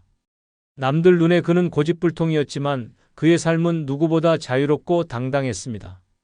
늙어서도 그는 매일 새벽에 일어나 자신만의 일정을 즐겼습니다. 남들처럼 체면에 목매어 끌려다니지 않았습니다. 그래서 그의 눈빛에는 여전히 살아있다는 빛이 남아 있었습니다. 남의 말은 하루면 잊히지만 그가 걸어온 길은 평생을 지탱하는 진짜 인생이 되었던 것입니다. 남이 뭐라 하든 그 말은 결국 바람처럼 스쳐갑니다. 오늘 욕을 먹어도 내일은 아무도 기억하지 못합니다. 그러나 내가 내 길을 포기한 순간의 상처는 평생을 따라다닙니다. 늙어 남 눈치 보는 사람은 마지막까지 후회합니다. 그때 내 하고 싶은 걸 할걸. 하지만 늦습니다. 이미 남의 말에 휘둘려 걸어온 길은 돌이킬 수 없고 남들은 내 삶에 단 한 톨의 책임조차 지지 않습니다. 내 인생을 조롱하고 끌어내린 그 사람들은 내가 무너지면 오히려 안주거리 삼아 웃을 뿐입니다. 남 눈치 보며 살면 결국 파멸이고 독하게 내 길을 지키면 마지막 순간까지 흔들리지 않습니다. 늙어서 남 눈치 보지 말고 독하게 살아야 하는 이유는 단 하나, 남이 뭐라 하든 내 길은 내가 가야 하기 때문입니다. 그 잔혹한 진실을 받아들이는 순간 비로소 당신은 남이 아닌 당신의 인생을 살아낼 수 있습니다.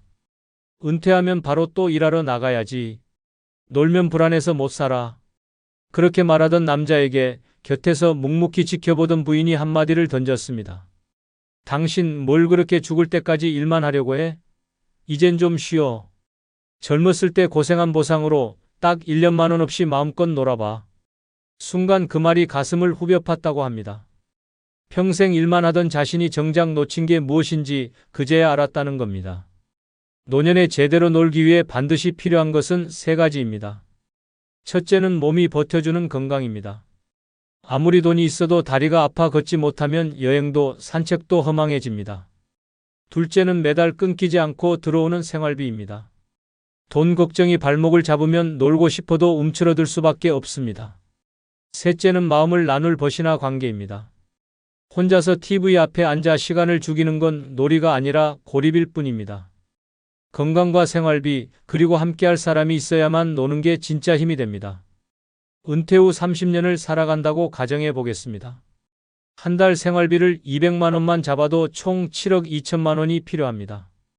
여기에 병원비, 예상치 못한 지출, 물가 상승까지 더하면 10억 가까운 돈이 있어야 안심할 수 있습니다. 그러나 현실은 그렇게 큰 자산을 준비한 사람이 많지 않습니다. 그래서 답은 간단합니다.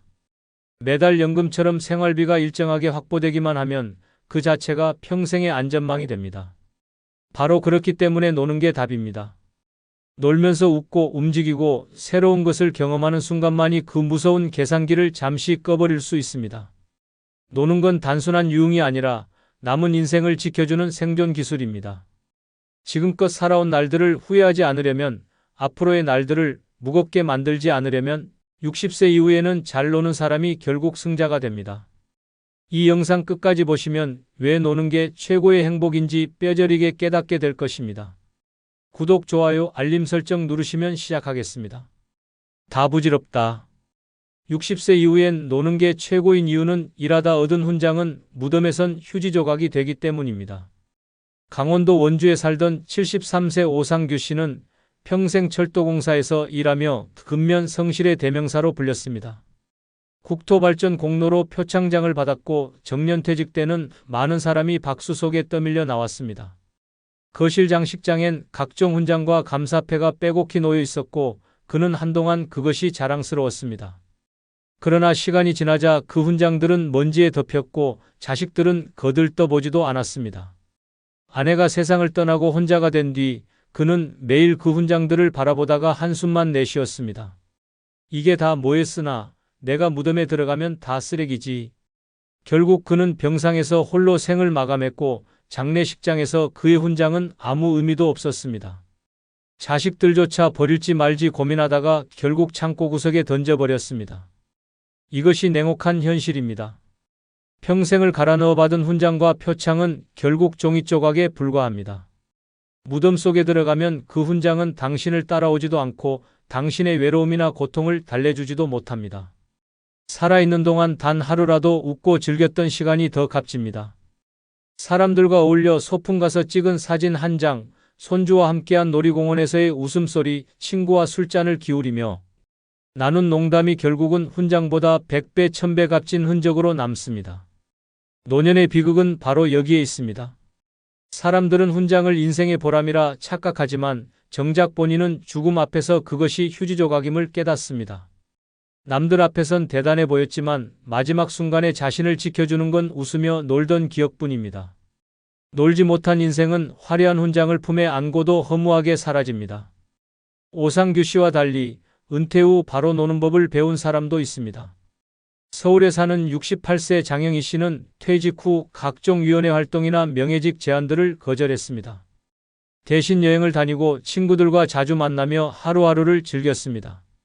주변에서 남들처럼 훈장이라도 하나 받아놔야지라며 손가락질했지만 그녀는 개의치 않았습니다. 죽을 때 가져갈 건 훈장이 아니라 내 웃음이야 라고 말했습니다. 지금 그녀의 얼굴은 빛나고 삶은 여전히 활기찹니다. 다 부질없습니다. 평생의 훈장은 결국 무덤에선 휴지 조각으로 끝납니다. 하지만 노는 건 다릅니다. 남겨진 사진 속 웃음, 가슴 속에 새겨진 추억, 떠올릴 때마다 힘이 되는 시간들은 무덤조차 지워버리지 못합니다. 그래서 60세 이후에는 더 많이 놀아야 합니다. 그것이야말로 마지막까지 내 삶을 지켜주는 유일한 훈장이자 사라지지 않는 진짜 영광입니다. 다 부질없다. 60세 이후엔 노는 게 최고인 이유는 돈은 썩어도 추억은 썩지 않기 때문입니다. 서울 마포에 사는 67세 장정순 씨는 평생 은행 창구에서 일하며 돈을 모으는데 모든 시간을 바쳤습니다. 남들처럼 여행도 제대로 못 가고 주말마다 쉴 새 없이 근무를 이어가며 자식 교육비와 집 대출금을 갚느라 인생을 흘려보냈습니다. 그러나 정작 퇴직을 하고 나니 통장에 쌓여있던 돈은 생각보다 빨리 줄어들었습니다. 병원비, 생활비, 각종 관리비가 쉴 새 없이 빠져나갔고 남은 숫자는 점점 줄어드는 데 반해 마음의 허무함은 더 커졌습니다. 돈을 쥐고 있으면서도 불안했고 하루하루는 고독했습니다. 그때 그는 문득 깨달았습니다. 돈은 결국 내 손에서 떠나가지만 내가 웃으며 만든 추억은 절대 사라지지 않는다는 단순한 진리였습니다.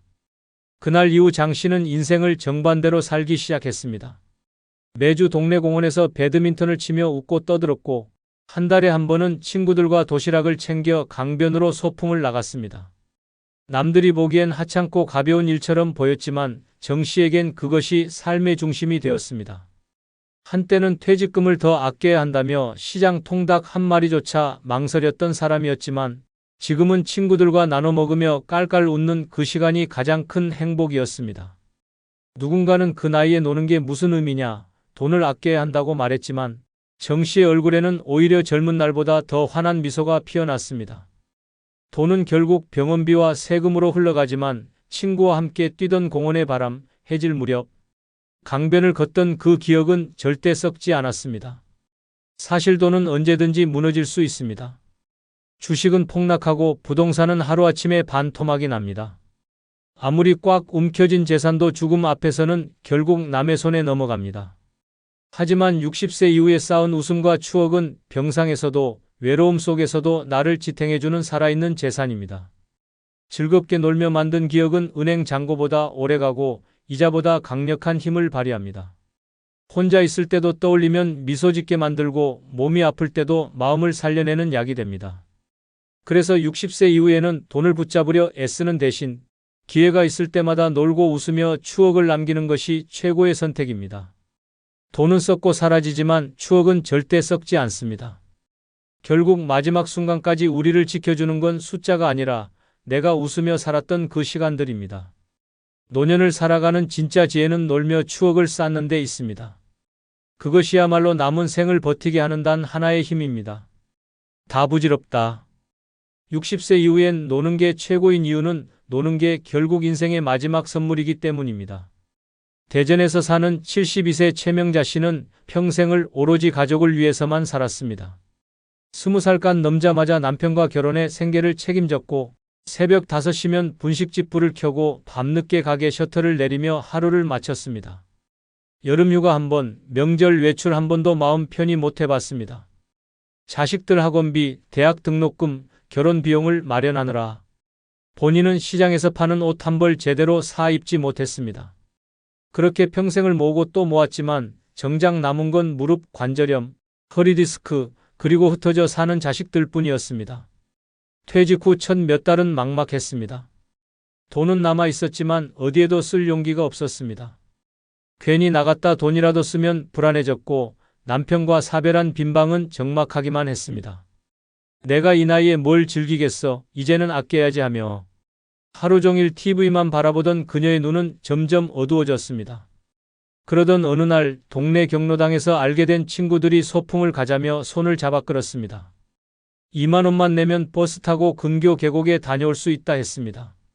처음엔 사치라고 생각해 망설였지만 결국 따라 나선 그 하루가 그녀의 인생을 바꿨습니다.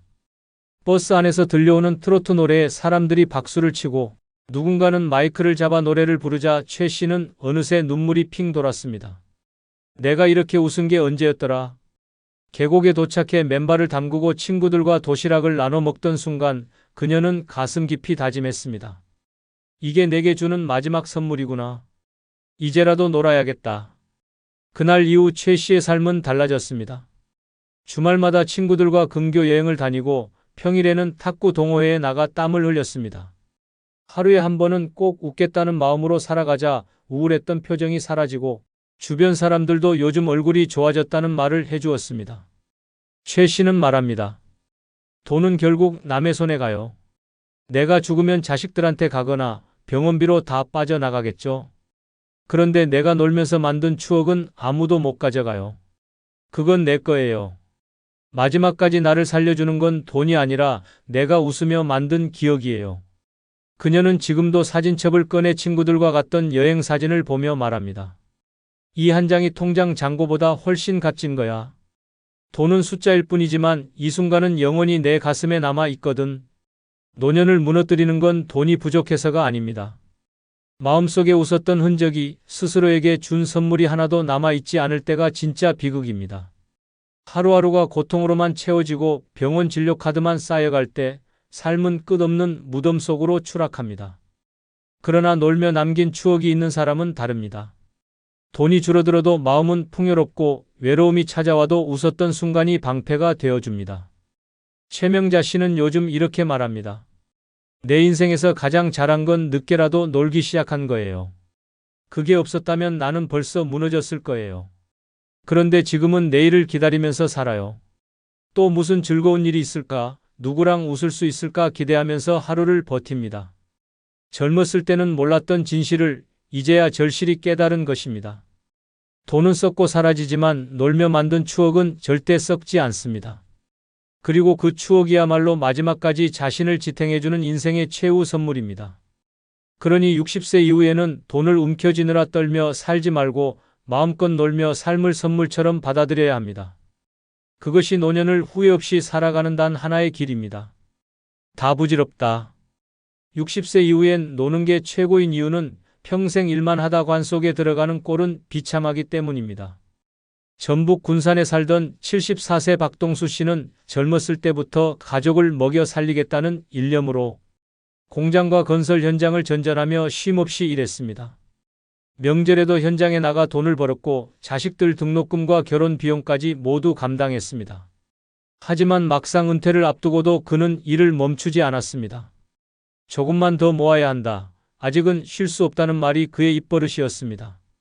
그렇게 하루도 쉬지 않고 살아왔던 그는 결국 작업장에서 쓰러졌고 가족 품에 돌아오지도 못한 채 병원에서 숨을 거두었습니다. 그의 장례식에서 자식들은 눈물을 흘리며 말했습니다. 아버지는 평생 일만 하다 가셨어요. 정작 본인을 위해 산 시간이 단 하루도 없었습니다. 죽기 직전까지 일만 하다 관 속에 들어가는 인생, 이것만큼 처절한 비극은 없습니다. 돈은 남았을지 몰라도 그 돈을 쓰고 즐길 주인은 이미 땅 속에 묻혀버린 것입니다. 남은 가족들은 슬픔 속에서 유산을 나누고 주변 사람들은 열심히 살다 갔다고 말하지만 정작 당사자는 단 한 번도 내 인생을 누려보지 못한 채 사라진 것입니다. 이것이야말로 노년이 맞이하는 가장 참혹한 결말입니다. 일만 하며 산다고 인생이 보장되지 않습니다. 아껴 모은 돈은 병원비로 흘러가고 자식에게 넘어가거나 세상으로 흩어집니다. 그러나 정작 나 자신은 관 속에 누운 순간 아무것도 가져가지 못합니다. 그렇다면 60세 이후엔 왜 더 일해야 합니까? 돈을 위해, 남의 시선을 위해 죽음을 재촉하며 사는 게 과연 현명합니까? 노는 게 사치가 아니라 생존입니다. 늦은 나이에 떠난 여행 한 번, 친구와 나누는 술 한 잔, 손주와 공원에서 웃으며 걷는 한 시간이 결국 나를 살게 합니다. 그것이 진짜 인생이고 남은 시간을 채우는 가장 값진 순간입니다. 관 속에 들어갈 때까지 돈만 쥐고 살다가 결국 썩어가는 종이 조각과 함께 사라지는 건 너무나 허무합니다. 박동수 씨의 이야기는 많은 사람들에게 경고가 됩니다. 그는 결국 자신을 위해 단 하루도 쓰지 못한 채 떠났습니다. 하지만 주변에서 그를 기억하는 건 돈이 아니라 늘 고단하게 일하던 그의 굽은 허리와 늘 피곤에 찌든 얼굴뿐이었습니다. 만약 그가 60세 이후 잠시라도 노는 법을 알았다면 그의 마지막은 훨씬 따뜻하고 인간적이었을 것입니다. 다 부질없는 게 인생입니다. 돈, 집, 체면 모두 결국 남의 손에 넘어갑니다. 그러나 내가 웃으며 즐겼던 시간, 내 발로 걸어다니며 누린 작은 행복은 누구도 빼앗을 수 없습니다. 그래서 60세 이후엔 더 이상 일터에 매달리지 말고 놀아야 합니다. 노는 것이 곧 살아있음을 증명하는 마지막 저항이자 나 스스로에게 줄 수 있는 가장 인간다운 선물입니다. 평생 일만 하다 관 속에 들어가는 비참한 꼴을 피하려면 지금 당장 놀아야 합니다. 이것이야말로 남은 인생을 지켜내는 유일한 길입니다. 다 부질없다. 60세 이후엔 노는 게 최고인 이유는 노는 게 최고의 치매 예방약이기 때문입니다. 충남 아산에 사는 71세 윤말순 씨는 남편과 사별한 뒤 몇 년 동안 집 안에서만 생활했습니다. TV 드라마만 반복해서 보고 하루의 대화하는 단어라고는 편의점 계산대에서 봉투 필요 없어요가 전부였습니다. 처음엔 그저 조용히 사는 게 편한 줄 알았지만 어느 순간부터 깜빡깜빡 증상이 찾아왔습니다. 냄비를 불에 올려놓고 잊어버리고 약을 먹었는지 기억이 안 나서 2번씩 먹기도 했습니다. 병원에서 치매 초기라는 진단을 받은 순간 그녀는 충격에 휩싸였습니다. 하지만 다행히 동네 주민 모임에서 친구들과 노래 부르고 가까운 곳에 함께 여행도 다니며 시간을 보내자 놀라운 변화가 찾아왔습니다. 의사가 최근에 기억력이 좋아졌다는 말을 해줄 정도였습니다. 윤 씨는 눈물을 글썽이며 말했습니다. 돈도 약도 아닌 웃으면서 노는 시간이 나를 다시 살렸어요. 치매는 돈으로 막을 수 없습니다. 병원 진료를 아무리 받아도 약을 아무리 먹어도 즐겁게 움직이지 않으면 뇌는 서서히 썩어갑니다. 몸은 멀쩡해도 정신이 갇히면 살아있는 시체처럼 남의 손에만 의지해야 합니다. 이보다 더 비참한 노후는 없습니다.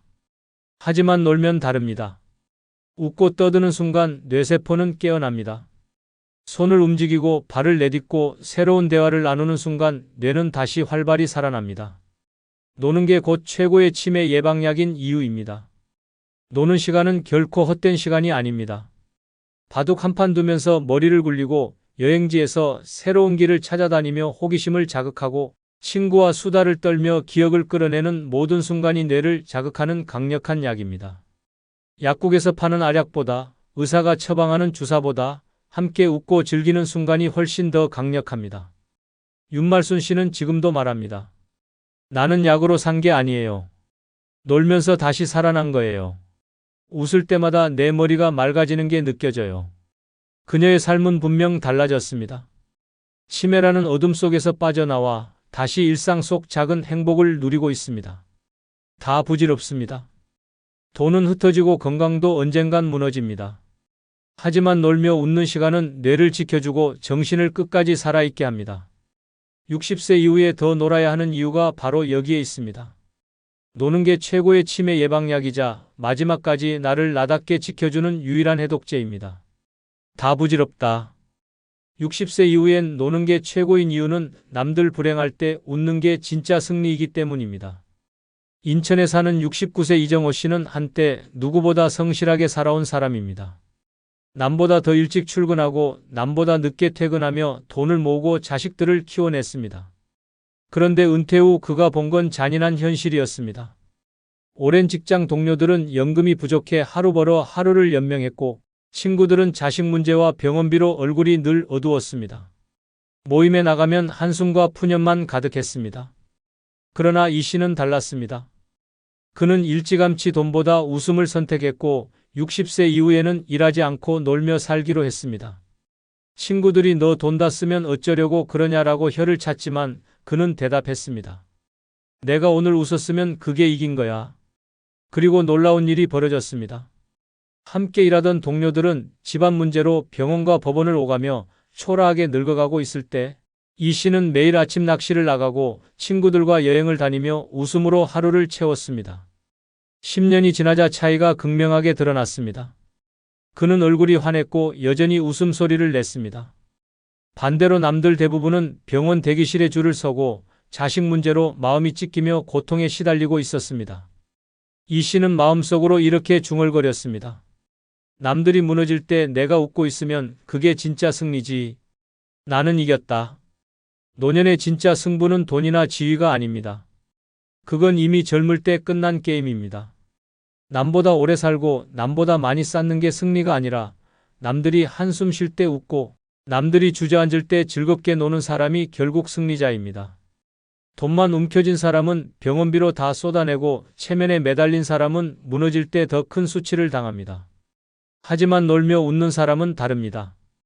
불행이 쏟아져도 웃음으로 버티고 외로움이 몰려와도 웃음으로 물리칩니다. 이정호 씨는 지금도 모임에 나가면 친구들에게 말합니다. 나처럼 놀아라. 울면서 늙지 말고 웃으면서 늙어라. 그래야 이기는 거다. 친구들은 처음엔 비웃었지만 점점 그의 얼굴에서 답을 보게 됐습니다. 건강검진 결과도 좋고 삶의 활력도 넘쳤습니다. 반대로 돈만 붙잡고 살던 사람들은 병과 외로움에 갇혀 있었습니다. 다 부질없습니다. 돈, 자식, 체면 다 무너질 때가 옵니다. 하지만 남들 불행할 때도 꿋꿋이 웃을 수 있는 힘을 가진 사람, 놀면서 웃는 법을 아는 사람이 마지막에 웃습니다. 그 웃음이야말로 진짜 승리의 증거입니다. 그래서 60세 이후엔 더 놀아야 합니다. 노는 게 결국 남들 불행 속에서도 나를 지켜주는 방패이고 나를 승리자로 만드는 무기이기 때문입니다. 나이 들어서야 비로소 깨닫게 되는 진실이 있습니다. 젊었을 땐 가족을 위해, 집을 위해, 자식을 위해 모든 걸 바쳐 일하지만 세월이 흐르고 남은 건 결국 내 손에 쥔 돈뿐입니다. 돈이 없으면 일상의 작은 선택조차 불가능해지고 체면은 무너지고 인간다운 삶마저 위태로워집니다. 노후는 단순히 오래 사는 시간이 아니라 무엇으로 그 시간을 버티느냐가 관건입니다. 연금이든 저축이든 끊임없이 들어오는 생활비가 있어야 삶의 기본을 지킬 수 있습니다. 돈이 없으면 삶은 순식간에 지옥으로 바뀌고 스스로 존엄을 지키는 힘조차 잃어버리게 됩니다. 오늘 영상은 돈이 없는 노인이 맞닥뜨리는 참혹한 현실을 그대로 보여드리며 왜 노년에 돈이 반드시 필요할 수밖에 없는지를 낱낱이 알려드리겠습니다. 끝까지 함께 해주시기 바랍니다. 구독, 좋아요, 알림 설정 누르시면 시작하겠습니다. 새벽 공기가 아직 차가운 아침, 장경호 씨는 늘 하던 대로 집 앞 버스 정류장에 섰습니다. 오늘도 향하는 곳은 동네 복지관입니다. 그곳에서는 형편이 어려운 어르신들에게 간단한 아침 식사를 무료로 나눠주고 있었기에 장 씨에게는 하루를 버티게 하는 소중한 끼니였습니다. 허리춤에 걸린 낡은 가방 속에서 교통카드를 꺼내 들고 버스 계단을 오르며 단말기에 갖다 댔습니다. 순간 날카로운 기계음과 함께 잔액 부족이라는 차가운 문구가 번쩍였습니다. 뒤에 서 있던 승객들이 눈살을 찌푸리며 속삭였습니다. 또야? 늦겠네. 그 순간 얼굴이 화끈 달아올랐습니다. 그는 황급히 호주머니를 뒤적이며 구겨진 동전 몇 개를 꺼냈습니다. 기사는 인내심 없는 표정으로 손을 내밀었고 장 씨는 동전들을 떨리는 손으로 하나씩 건넸습니다. 버스가 다시 출발했지만 자리에 앉은 그는 고개를 들 수 없었습니다. 잔액조차 채우지 못한 자신이 한없이 초라하게 느껴졌습니다.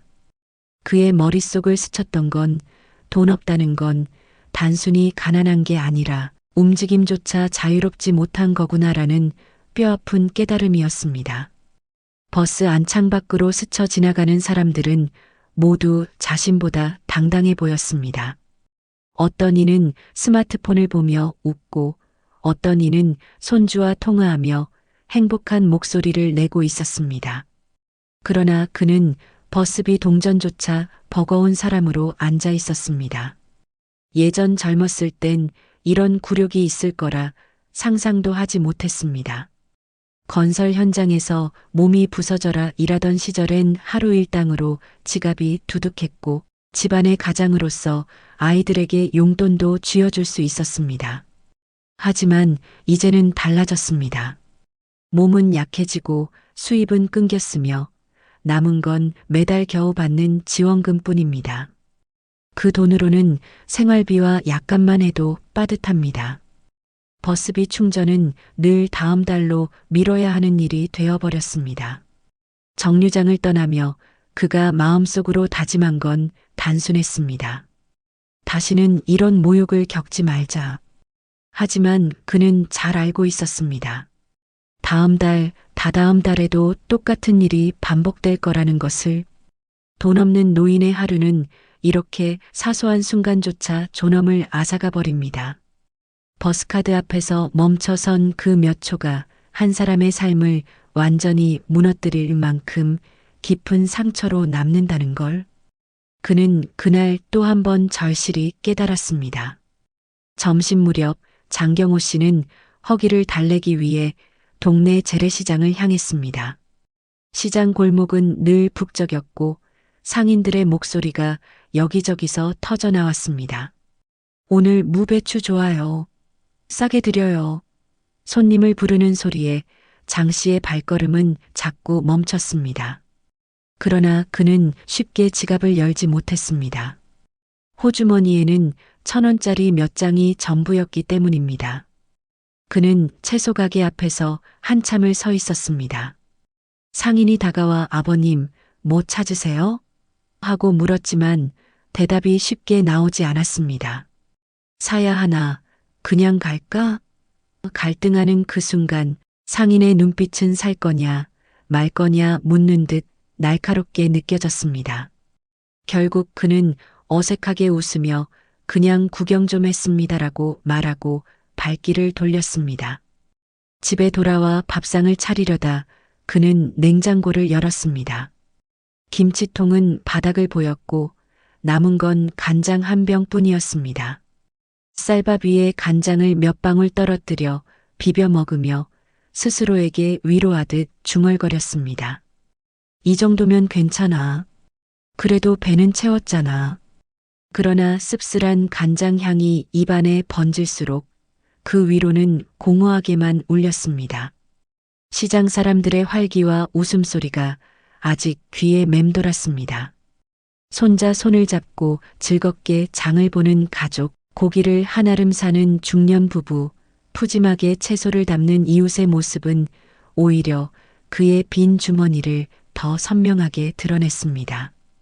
돈이 없다는 건 단순히 물건을 못 사는 게 아니라 사람들의 일상적인 장면 속에서 소외되는 것이었습니다.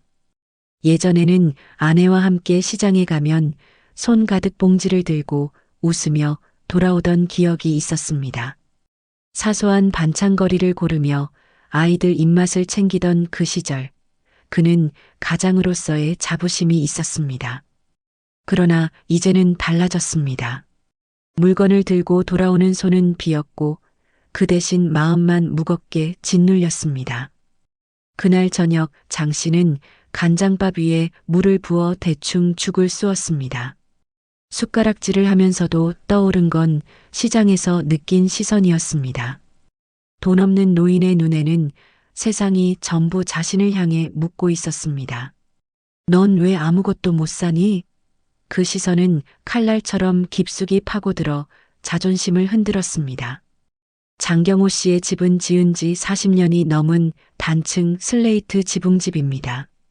비가 내릴 때면 집 안은 마치 작은 폭포처럼 군데군데 물방울이 떨어집니다. 그는 양동이와 대야를 이리저리 옮겨 놓으며 밤을 새우곤 했습니다. 바닥에 쏟아진 물을 걸레로 닦다가 허리가 끊어질 듯 아파와도 수리비를 생각하면 손이 멈춥니다. 지붕을 갈아엎는 데 드는 돈은 그의 한 달 지원금 몇 배에 달합니다. 그는 늘 중얼거립니다. 이 집이 나를 지켜줘야 하는데 이젠 내가 집을 지켜야 하는구나. 장 씨의 집안은 오래된 가구들로 가득합니다. 벽지는 습기에 눅눅하게 젖어 얼룩이 번졌고 창문 틈새로는 바람이 스며듭니다. 겨울에는 이 바람이 칼처럼 방안을 휘젓습니다. 옆집에서는 얼마 전새로 리모델링 공사를 했습니다. 깨끗한 창문과 반짝이는 지붕을 올려다보며 그는 자신의 집이 더 초라하게 느껴졌습니다. 같은 나이에 같은 동네에 사는데 왜 나는 이렇게 됐을까? 스스로를 책망하는 목소리가 들려옵니다. 예전에는 집이 자랑거리였습니다. 자식들이 뛰놀던 마당, 아내가 꽃을 심었던 화단은 이웃들 앞에서 어깨를 펴게 해주는 자존심이었습니다. 그러나 지금은 비가 오면 이웃들에게 들킬까 불안합니다. 혹시라도 대야를 받쳐둔 소리가 밖으로 새어나갈까 창피한 마음에 심장이 두근거립니다. 집은 사람이 쉴 수 있는 마지막 보루라고들 합니다. 하지만 돈 없는 노인에게 집은 더 이상 안식처가 아니었습니다. 무너져가는 벽과 새는 지붕은 그의 불안과 고립을 그대로 드러내는 거울이 되었습니다. 그는 매번 바닥에 고여있는 물을 보며 자기 인생이 천천히 스며 빠져나가는 듯한 기분에 사로잡혔습니다. 그날 밤 그는 한참 동안 천장을 올려다보다가 눈을 감지 못했습니다. 천장에서 떨어지는 물방울 소리가 마치 심장 박동처럼 귓가를 때렸습니다. 돈이 없다는 건 집조차 사람을 지켜주지 못한다는 뜻이었습니다. 그 사실이 그를 더욱 무너뜨렸습니다. 어느 날 새벽 장경호 씨는 가슴이 쿵 내려앉는 듯한 통증에 눈을 떴습니다. 숨이 가빠오고 식은땀이 이마를 흘러내렸습니다. 몸이 보내는 신호를 무시할 수 없었지만 그는 한참을 망설였습니다. 병원에 가야겠다는 생각이 들자마자 먼저 떠오른 건 병원비였습니다. 진료비와 약값을 합치면 이번 달 지원금은 흔적도 없이 사라질 게 분명했기 때문입니다. 결국 그는 동네 의원을 찾았습니다. 의사는 혈압이 높고 심장이 약해졌다며 정기적인 관리가 필요하다고 말했습니다. 진료실을 나와 처방전을 받아 약국에 들어서자 약사가 금액을 불러주었습니다. 그 순간 장 씨는 숨이 막혔습니다. 손에 쥔 지폐로는 다 낼 수 없다는 걸 알아버렸기 때문입니다. 이 중에 꼭 필요한 것만 주세요. 장 씨의 입에서 나온 말은 그 자신조차 모멸감이 들게 했습니다. 약사는 잠시 눈치를 보더니 몇 가지를 빼주었습니다. 얇아진 약봉지를 들고 나오는 길, 그는 괜히 사람들이 자신을 바라보는 것 같아 어깨를 움츠렸습니다. 약이 줄어든 만큼 몸의 고통은 더 오래 버텨야 한다는 사실을 잘 알면서도 그 순간 그는 선택할 수밖에 없었습니다.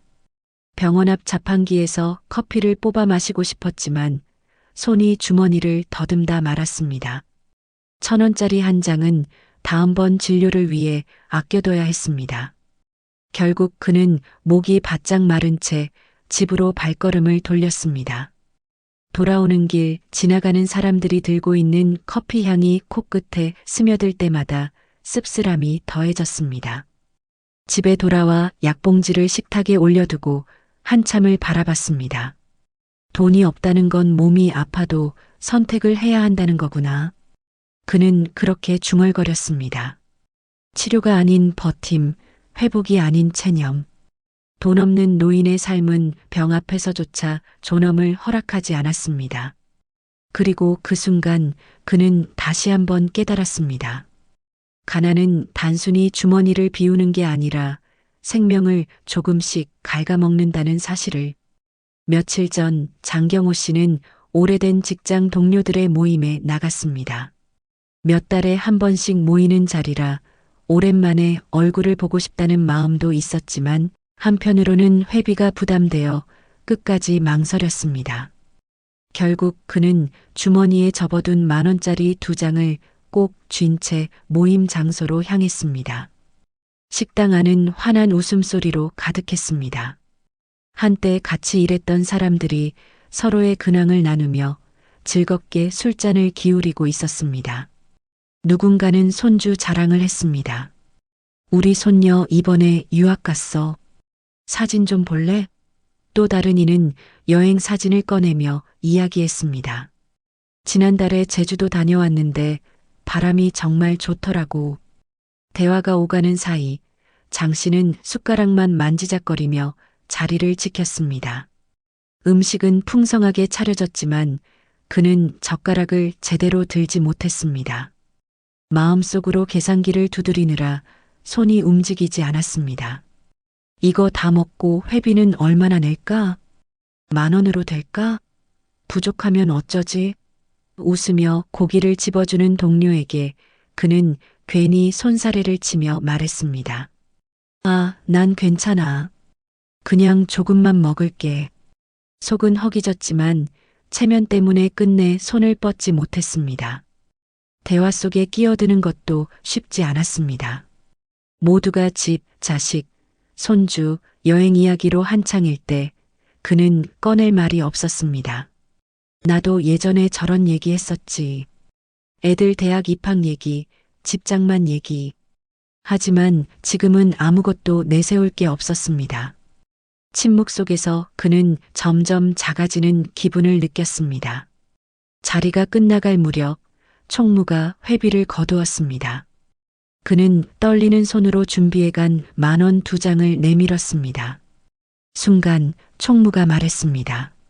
조금 모자라는데 2,000원만 더 주시면 될 것 같아요. 그 말에 얼굴이 화끈거렸습니다. 지갑을 열어보니 1,000원짜리 한 장과 동전 몇 개가 전부였습니다. 그는 머뭇거리다 동전을 꺼내 내밀었습니다. 그 순간 옆자리에 있던 후배의 시선이 느껴졌습니다. 측은함과 어색함이 섞인 눈빛. 장 씨는 더 이상 고개를 들 수 없었습니다. 집으로 돌아오는 길, 그는 깊은 한숨을 내쉬었습니다. 돈 없는 노인의 모임은 사람을 만나기 위한 자리가 아니라 체면을 버텨내기 위한 시험장이었습니다. 웃음과 술잔 사이에 끼어 있는 침묵이 그 어떤 굶주림보다 더 쓰리고 아프게 다가왔습니다. 장경호 씨의 하루 중 가장 두려운 순간은 우체통을 열 때입니다.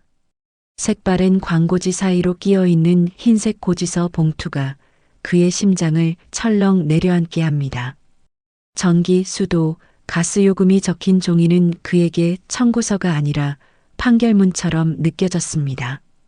이번 달은 얼마나 나왔을까? 도대체 어떻게 막아내지? 떨리는 손으로 봉투를 뜯으면 숫자들이 칼날처럼 눈에 꽂혔습니다. 몇 달 전에는 전기요금을 제때 내지 못했습니다. 창구에 찾아가 직원에게 이번 달은 반만 내고 다음 달에 채우면 안 될까요? 하고 조심스레 물었습니다. 직원은 무표정하게 규정을 움츠렸습니다. 연체가 2번 이상 되면 공급이 중단됩니다. 그 말이 차갑게 가슴을 때렸습니다. 집으로 돌아오는 길, 그는 스스로를 책망했습니다. 내가 이렇게까지 초라해졌구나. 전기세를 흥정하는 신세가 되다니. 겨울이면 난방을 돌리지 못해 장판 위에 이불을 겹겹이 깔고 버텼습니다.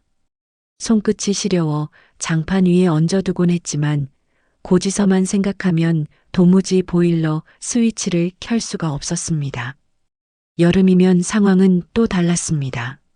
선풍기 한 대의 의지에도 전기세가 불어날까 겁이 나서 땀을 흘리며 밤을 꼬박 새웠습니다. 고지서는 계절과 상관없이 매달 어김없이 찾아왔고 그 종이 한 장이 그의 삶을 지배했습니다. 이웃집은 다르게 보였습니다. 창문마다 환하게 불이 켜져 있었고 여름밤이면 시원한 에어컨 바람에 웃음소리가 흘러나왔습니다. 반면 장 씨의 집은 어둠에 잠겨 있었습니다. 누군가 창밖에서 그의 집을 본다면 사람이 살지 않는 빈집으로 오해할 정도였습니다. 돈이 없다는 건 단순히 생활비가 부족한 게 아니었습니다. 공공요금 고지서 앞에서 매달 신문 받는 죄인처럼 서 있어야 한다는 뜻이었습니다. 장경호 씨는 매번 숫자를 내려다보며 생각했습니다. 나는 벌 받는 건가? 평생 일했는데 왜 이렇게 벌을 받듯 살아야 하나? 종이 한 장이 사람의 자존심을 짓밟고 삶의 의지를 무너뜨리고 있었습니다. 몇 주 만에 아들이 집을 찾았을 때 장경호 씨는 설레는 마음으로 현관 앞에 섰습니다. 문이 열리자 아들의 얼굴이 보였고 그 뒤로 손을 잡은 며느리와 초등학교에 막 들어간 손자가 함께 서 있었습니다. 순간 방안 공기가 달라지는 듯 했습니다. 반가움이 몰려왔지만 동시에 그는 숨이 막혔습니다. 준비해둔 게 아무것도 없었기 때문입니다. 냉장고는 텅 비어 있었고 손주에게 줄 작은 용돈조차 마련하지 못했습니다. 식탁에는 급히 차린 김치와 멸치볶음, 달걀 부침이 전부였습니다. 아들은 말없이 밥을 뜨고 며느리는 체면상 미소를 지었지만 손주는 밥이 맛없다며 젓가락을 내려놓았습니다. 그 순간 장 씨의 가슴이 철렁 내려앉았습니다. 예전 같았으면 고기라도 구워주고 과일이라도 꺼냈을 텐데 젊은 시절 가장으로서 자랑스럽던 모습은 온데간데 없고 지금 그는 손주 앞에서조차 초라한 할아버지로 앉아 있었습니다. 밥을 먹던 중 아들이 조심스럽게 말을 꺼냈습니다. 아버지, 필요한 건 없으세요? 뭐라도 사드릴까요? 짧은 물음이었지만 장 씨의 가슴은 덜컥 내려앉았습니다. 필요한 건 너무 많았습니다. 고장난 전기밥솥을 바꾸고 싶었고 매달 밀리는 공과금도 해결하고 싶었습니다. 하지만 입술은 굳게 닫혔습니다. 그는 억지 웃음을 지으며 대답했습니다. 에이, 난 괜찮다.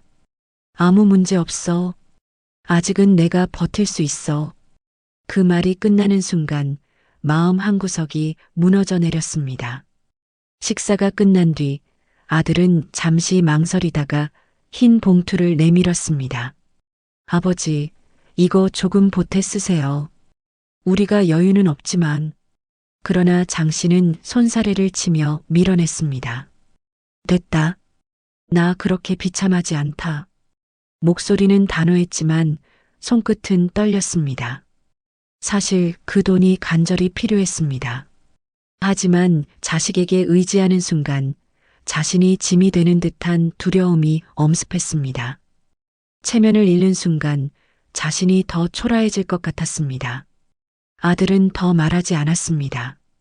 며느리의 시선은 어색하게 흔들렸고 손주는 스마트폰만 만지작거렸습니다.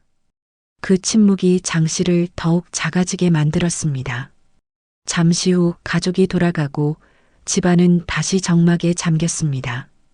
거실 한가운데에 앉은 그는 두 손을 무릎에 올려둔 채 아들이 두고 간 봉투를 떠올렸습니다. 받았더라면 오늘 밤만큼은 따뜻하게 보낼 수 있었을 텐데. 하지만 결국 자존심이 그를 막아섰습니다. 그날 밤 장 씨는 한숨을 내쉬며 생각했습니다. 나는 여전히 아버지인데 왜 이렇게까지 초라해졌을까? 돈 없는 노인의 침묵은 단순한 선택이 아니었습니다. 체면이라는 굴레가 입을 막고 자존심이라는 족쇄가 손을 묶었습니다. 결국 그는 도움을 거절하며 더 외롭고 더 비참해지고 있었습니다. 그리고 그 사실을 누구보다도 잘 알고 있었습니다. 장경호 씨는 주말마다 동네 복지관 앞을 기웃거렸습니다. 이른 아침부터 길게 줄을 선 노인들 사이에 섞여 서 있지만 그는 늘 모자를 눌러쓰고 시선을 바닥에 고정했습니다. 혹시 아는 사람을 마주칠까 두려웠기 때문입니다. 무료 급식소에 들어가 쟁반을 받아들면 따뜻한 국과 밥, 그리고 김치 몇 조각이 놓였습니다. 그마저도 그에게는 하루 중 가장 든든한 식사였지만 체면 때문에 고개를 숙이고 작은 목소리로만 감사합니다를 내뱉었습니다. 식당 안은 웃음과 대화로 가득했지만 장 씨는 한마디도 하지 않았습니다. 주변에 앉은 이들과 말만 섞어도 누군가 소문을 낼까 걱정이 앞섰습니다. 저 양반 요즘 복지관 밥 먹으러 다니더라. 그 한마디가 세상에 퍼져나가는 상상을 하며 그는 오로지 밥만 허겁지겁 먹고 나왔습니다. 식사를 마치고 건물 밖을 나설 때 양심 한쪽이 스스로를 책망했습니다. 내가 평생 일만 하던 사람이었는데 결국 공짜 밥줄에 서게 될 줄이야. 집에 돌아오는 길 그는 슈퍼 앞을 지나며 일부러 고개를 돌렸습니다. 동네 사람들의 눈빛이 자신을 따라오는 것만 같았습니다. 그날 저녁 냉장고는 여전히 비어 있었지만 그는 일부러 굶었습니다. 낮에 먹은 밥이 남들 눈에 비친 굴욕처럼 느껴져 도무지 다시 숟가락을 들 수 없었기 때문입니다. 돈 없는 노인의 끼니는 배고픔보다 체면이 더 큰 적이었습니다. 허기를 채워도 마음은 공허했고 몸을 버티게 하는 국 한 그릇조차 자존심을 짓밟는 도구처럼 느껴졌습니다. 사회가 내민 최소한의 손길을 잡으면서도 그는 늘 그림자처럼 숨고 있었습니다. 세상 속에서 살아가고 있지만 누구도 알아주지 않는 존재. 그것이 돈 없는 노인이 짊어지는 또 다른 굴욕이었습니다. 밤이 깊어질수록 방 안은 적막했습니다. 장경호 씨는 전등을 켜지 않은 채 낡은 의자에 앉아 있었습니다. 창문 밖으로는 이웃집 불빛이 새어나와 따뜻해 보였지만 그의 집은 마치 버려진 집처럼 캄캄했습니다. 고개를 숙이고 있자니 문득 지난 날이 떠올랐습니다. 젊은 시절 그는 가족을 먹여 살리기 위해 새벽부터 밤늦게까지 몸을 굽혀 일했습니다. 하지만 그 긴 세월이 흘러 지금 남은 것은 텅 빈 주머니와 고독뿐이었습니다. 돈이 없다는 건 단순히 생활이 불편한 정도가 아니었습니다. 자존심은 매달 무너지고 사람들과의 관계는 점점 멀어지며 결국 그는 스스로를 점점 투명한 존재로 느끼게 되었습니다.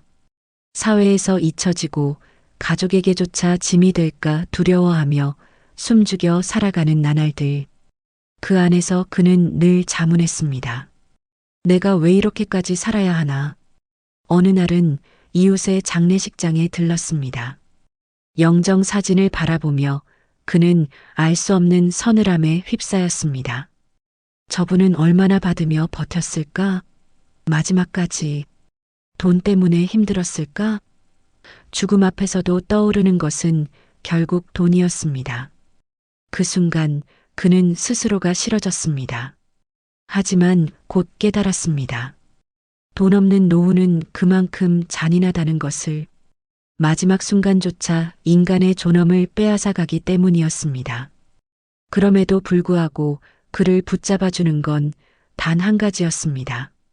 가끔 찾아오는 손주의 웃음소리, 딸이 건네주는 반찬통, 이웃이 무심코 건넨 따뜻한 인사 한마디. 그 작은 존재들이 그를 완전히 무너지지 않게 붙잡아 주었습니다. 그는 달력에 손주의 생일을 표시하며 혼잣말했습니다. 그래, 아직 나는 할아버지다. 돈 없는 노후는 지옥이었습니다. 그러나 그 지옥 속에서도 아주 작은 끈, 한 줌의 관계와 기억이 남아 있었습니다. 그것이 그를 마지막까지 버티게 하는 힘이었습니다. 결국 끝내 남는 것은 재산도 집도 아닌 누군가 자신을 기다려주는 그 한 사람이라는 사실을 그는 늦게나마 깨달았습니다.